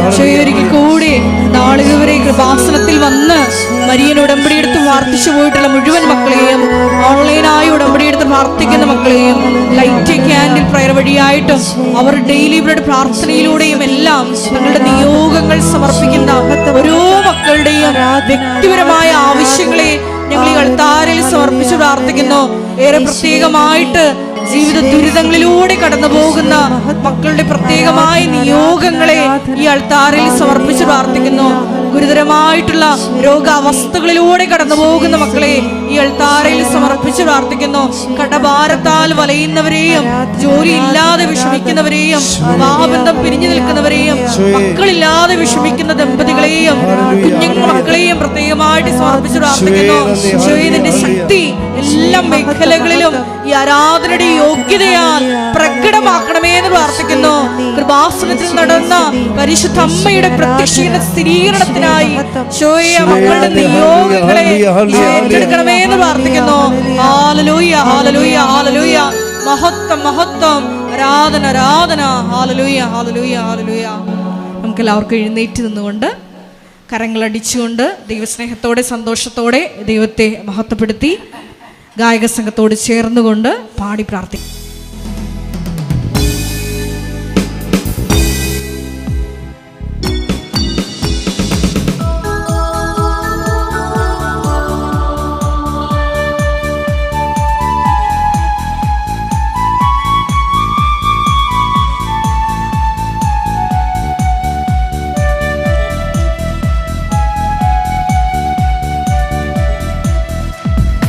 ആരാധിക്കുമ്പോൾ വിടുതൽ, ആരാധിക്കുമ്പോൾ സൗഖ്യം, ആരാധിക്കുമ്പോൾ വിടുതൽ, ആരാധിക്കുമ്പോൾ സൗഖ്യം. ദേഹം ആത്മാവിൽ സമാധാനം സന്തോഷം ധാരാളമായി അവൻ പങ്കിടും. ദേഹത്തിന്റെ ആത്മാവിൽ സമാധാനം സന്തോഷം ധാരാളമായി അവൻ പങ്കിടും. ഉച്ചത്തിൽ പാടി പ്രാർത്ഥിക്കാം. ആരാധിക്കുമ്പോൾ വിടുതൽ, ആരാധിക്കുമ്പോൾ സൗഖ്യം. എല്ലാവരും ചേർന്ന് ആരാധിക്കുമ്പോൾ വിടുതൽ, ആരാധിക്കുമ്പോൾ സൗഖ്യം. ദേഹത്തെ ആത്മാവിൽ സമാധാനം സന്തോഷം ധാരാളമായി അവൻ പങ്കിടും. ദേഹത്തെ ആത്മാവിൽ സമാധാനം സന്തോഷം ധാരാളമായി അവൻ പങ്കിടും. കരങ്ങൾ ഉയർത്തി പ്രാർത്ഥിക്കാം. ആത്മാവിൽ ആരാധിക്കും കർത്താവേ, നല്ലവൻ അവൻ വല്ലവൻ. പ്രാർത്ഥിക്കാം. ആത്മാവിൽ ആരാധിക്കും കർത്താവേ, നല്ലവൻ അവൻ വല്ലവൻ. വിടുതൽ എന്ന് പ്രാപിക്കാം, വിടുതൽ എന്ന് പ്രാപിക്കാം. ആരാധിക്കുമ്പോൾ വിടുതൽ, ആരാധിക്കുമ്പോൾ സൗഖ്യം. സ്തുതിക്കട്ടെ. ഹല്ലേലൂയ ഹല്ലേലൂയ ഹല്ലേലൂയ. യേശുവേ ഹല്ലേലൂയ. യേശുവേ ആരാധന. ശുദ്ധ പരമ ദിവ്യകാരുണ്യത്തിന് നേരവും ആരാധനയും സ്തുതിയും പുകഴ്ചയും ഉണ്ടായിരിക്കട്ടെ. പരിശുദ്ധ പരമ ദിവ്യകാരുണ്യത്തിന് നേരവും ആരാധനയും സ്തുതിയും പുകഴ്ചയും ഉണ്ടായിരിക്കട്ടെ. എൻ്റെ പ്രിയപ്പെട്ടവരെ, രോഗസൗഖ്യ പ്രാർത്ഥനയിലേക്ക് പ്രവേശിക്കുകയാണ് നമ്മൾ. അതുപോലെ തന്നെ ജീവിത ദുരിത സമാശ്വാസ പ്രാർത്ഥനയിലേക്ക്.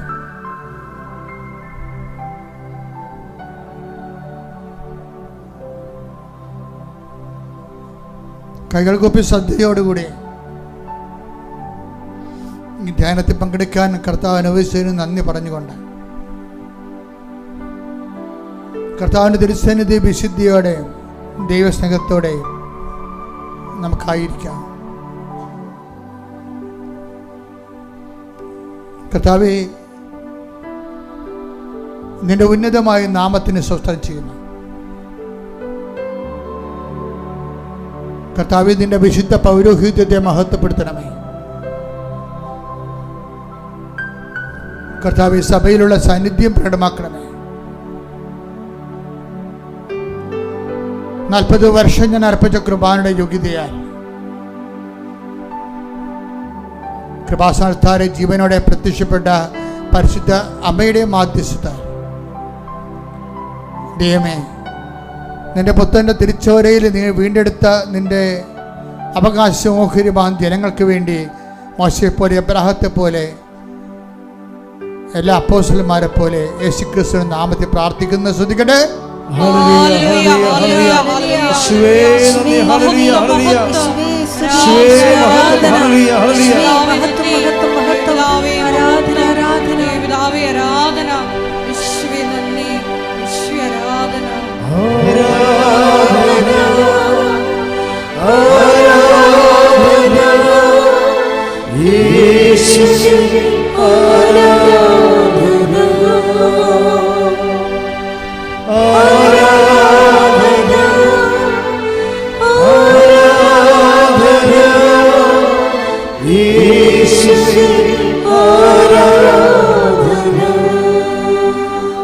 കർത്താവെ, എന്തിനു കാഴ്ച നൽകിയവനെ, കർത്താവെ ചെകിടനെ കേൾവി നൽകിയവനെ, കർത്താവേ, ഊമന് സംഭാഷണത്തിന് നൽകിയവനെ, കർത്താവെ മഹോരോഗ്യം സുഖപ്പെടുത്തിയവനെ, കർത്താവെ തളവാരോഗ്യം സുഖപ്പെടുത്തിയവനെ, കർത്താവെ മരിച്ചവനെ ഉയർപ്പിച്ചവനെ, കർത്താവെ നിന്റെ തിരുമുറി വാർന്ന വലത് കരം, ആണിപ്പെടുതാർന്ന അത്ഭുത കരം ഞങ്ങളുടെ മക്കളുടെ ശിരസിലേക്ക് വെക്കണമെന്ന് പ്രാർത്ഥിക്കുന്നു. കർത്താവെ,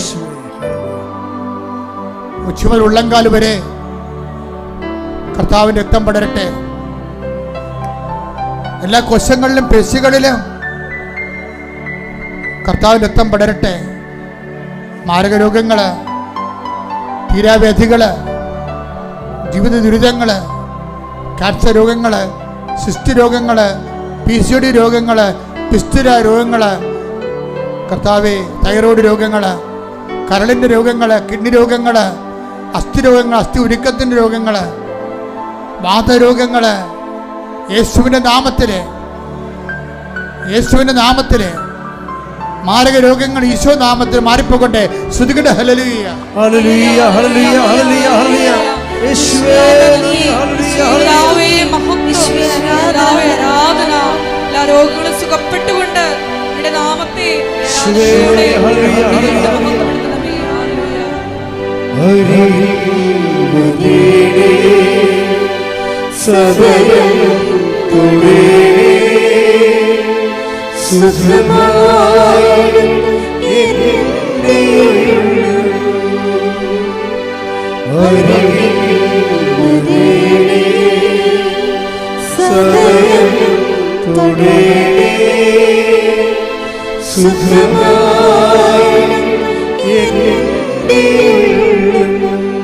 മക്കളെ, വിശപ്പ് രോഗികള്, ത്വക്ക് രോഗികള്, വെള്ളപ്പാണ്ടുള്ളവര്, ചിരങ്ങ് രോഗികള്, പൊറുക്കാത്ത വ്രണങ്ങള്, ഷുഗർ രോഗങ്ങള്, മൂലമുണ്ടായ രോഗങ്ങള്, മരുന്ന് കഴിച്ചിട്ട് അതിൻ്റെ സൈഡ് എഫക്ട്സ് മൂലം ഉണ്ടാകുന്ന രോഗങ്ങള് കർത്താവിൻ്റെ രക്തത്തെ കഴുകട്ടെ.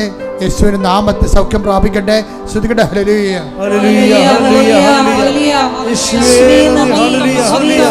യേശുവേ ആരാധന, ആരാധന. ഒരിക്കൽ വരേ സദയം തുടരേ സുഖമായി പരിശുദ്ധ പരമദിവ്യകാരുണ്യത്തിന് എൻ്റെ മക്കളെ, ജപ്തി നടപടികൾ നേരിടുന്നവര്, ജോലി ഇല്ലാത്തവര്, ജോലി നഷ്ടപ്പെട്ടവര്, യുദ്ധക്കെടുതിയുടെ ഭവിഷ്യത്ത് അനുഭവിക്കുന്നവര്, ഇത്രയും വേഗം യുദ്ധം അവസാനിപ്പിച്ചുകൊണ്ട് സമാധാന ലോകം തിരിച്ചു വരുന്നതിന് വേണ്ടി ശ്രുതികട്ടെ. ശ്രുതികട്ടെ. ഹല്ലേലൂയ, ഹല്ലേലൂയ, ഹല്ലേലൂയ.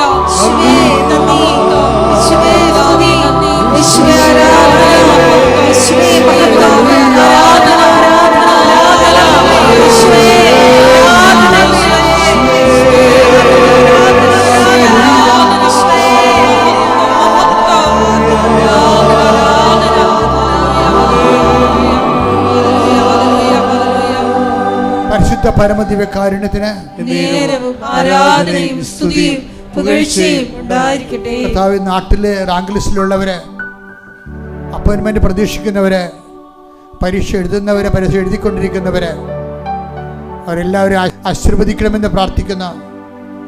പഠനത്തിലും അടുത്തുപോയ കുഞ്ഞുങ്ങള്, പരീക്ഷ എഴുതുന്നതിന് വേണ്ടി ഇപ്പോൾ ഒരു സംഭ്രമമുള്ള ഡിപ്രഷനുള്ള മക്കള്, കർത്താവിൻ്റെ വിശുദ്ധമായ രക്തം തളിക്കപ്പെടുകയും അവരൊറ്റ പ്രാർത്ഥന കൊണ്ട് അവർ ശക്തി പ്രാപിക്കുകയും ചെയ്യട്ടെ. ശ്രുതികട്ടെ. ഹല്ലേലൂയ, ഹല്ലേലൂയ, ഹല്ലേലൂയ, ഹല്ലേലൂയ. യേശുവേ നന്ദി, ഹല്ലേലൂയ.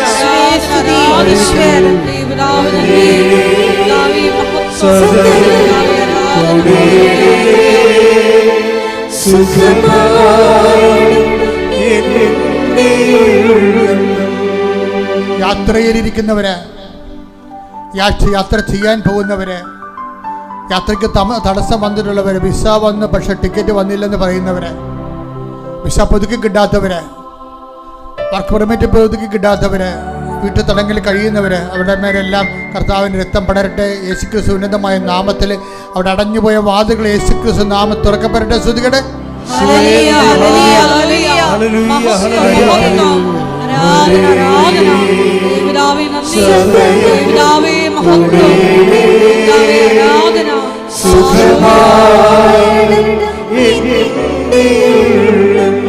വിവാഹം ഒത്തുവരാത്തവര്, വിവാഹം താമസിക്കുന്നവര്, വിവാഹ കോടതിയിൽ കേസ് കിടക്കുന്നവര്, കേസുണ്ടായിട്ട് ഒരുമിച്ച് താമസിക്കാൻ ആഗ്രഹിക്കുന്നവരെ കർത്താവിന് കൃപ ചൊരിയട്ടെ. മക്കളില്ലാത്തവര്, ആ ട്രീറ്റ്മെൻറ്റ് എടുക്കുന്നവര്, അതിനുവേണ്ടി ഉടമ്പടി എടുത്തിട്ടുള്ളവരുടെ മേലെല്ലാം സാക്ഷ്യം പറയാൻ അവരെ ദൈവം അനുഗ്രഹിക്കട്ടെ. ശ്രദ്ധിക്കട്ടെ. ഹല്ലേലൂയ ഹല്ലേലൂയ ഹല്ലേലൂയ ആരാധന പിതാവേ നന്ദി പിതാവേ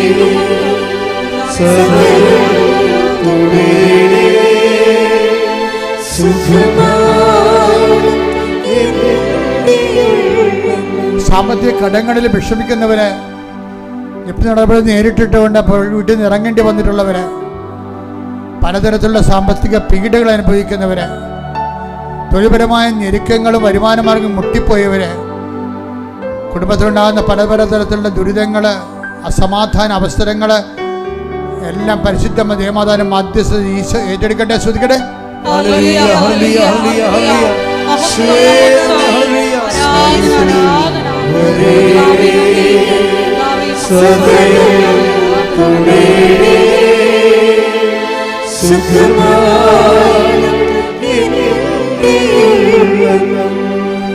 എല്ലാവരും മുട്ടേ നിൽക്കുക, കൈകൾ കൂപ്പി മൗനമായി പ്രാർത്ഥിക്കുക, വ്യക്തിപരമായ ആവശ്യങ്ങൾക്ക് വേണ്ടി പ്രാർത്ഥിക്കുക.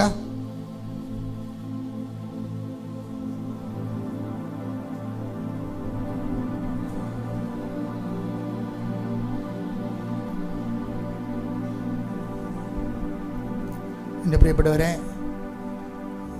ഉടമ്പടിയിലെ ഏറ്റവും വലിയ ആദ്യത്തെ കടമ സാക്ഷ്യം, ജീവിത സാക്ഷ്യം നൽകുകയാണ്. സാക്ഷ്യം ഒരിക്കലും നിങ്ങൾ ഒരു കാരണവശാലും നിങ്ങൾ കൃപാസനത്തിൽ വന്ന് പറയാതിരിക്കരുത്. അത് പറയാതിരിക്കുന്നിടത്തോളം കാലം നിങ്ങളുടെ പ്രാർത്ഥനകളെല്ലാം ബ്ലോക്കാണെന്ന് ഓർക്കണം.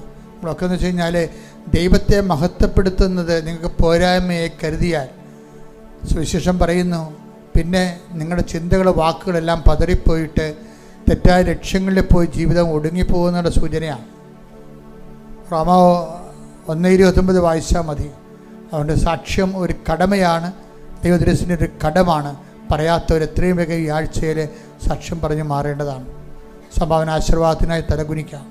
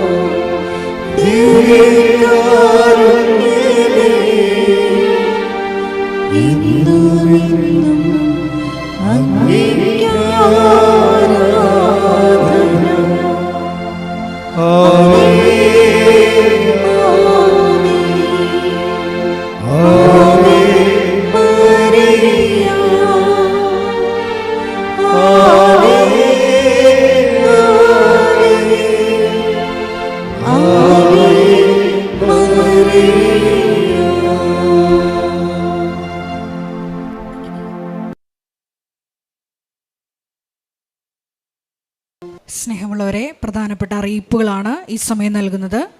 കൃപാസനത്തിൽ എല്ലാ ദിവസവും മരിയൻ ഉടമ്പടി എടുക്കാനും പുതുക്കാനുമുള്ള അവസരം ഉണ്ടായിരിക്കുന്നതാണ്. അതുപോലെ തന്നെ എല്ലാ ദിവസവും രാവിലെ 10:30 ഇംഗ്ലീഷ് മരിയൻ ഉടമ്പടി ക്ലാസ്സും ഉച്ചകഴിഞ്ഞ് 1:30 ഹിന്ദി മരിയൻ ഉടമ്പടി ക്ലാസ്സും രണ്ടാം ചൊവ്വാഴ്ചകളിൽ തമിഴ് മരിയൻ ഉടമ്പടി ക്ലാസ്സും രാവിലെ 10 മണിക്ക് ഉണ്ടായിരിക്കുന്നതാണ്. കൃപാസനത്തിൽ സമർപ്പണ ജീവിതം നയിക്കാൻ ആഗ്രഹിക്കുന്ന യുവതികൾ, +2 ഡിഗ്രി പാസ്സായ കുട്ടികൾ 82 81 29 75 11 എന്ന വാട്സപ്പ് നമ്പറിൽ ബന്ധപ്പെടുക. അതുമല്ലെങ്കിൽ apparitionmissionaries@gmail.com എന്ന ഇമെയിൽ അഡ്രസ്സിൽ കോൺടാക്റ്റ് ചെയ്യുക. കൃപാസനം പത്രം 23 ഭാഷകളിൽ ലഭ്യമാണ്. നിങ്ങൾ ആയിരിക്കുന്ന ഇടങ്ങളിൽ ഏത് ഭാഷ കൊടുത്താൽ ദൈവജനത്തിന് ഏറ്റവും പ്രയോജനകരമാകും എന്നുള്ള ഭാഷകളാണ് ഉടമ്പടി എടുക്കുന്ന സഹോദരങ്ങൾ വാങ്ങിച്ചുകൊണ്ട് പോകേണ്ടത് എന്നുള്ള കാര്യം സ്നേഹപൂർവ്വം ഓർമ്മപ്പെടുത്തുന്നു.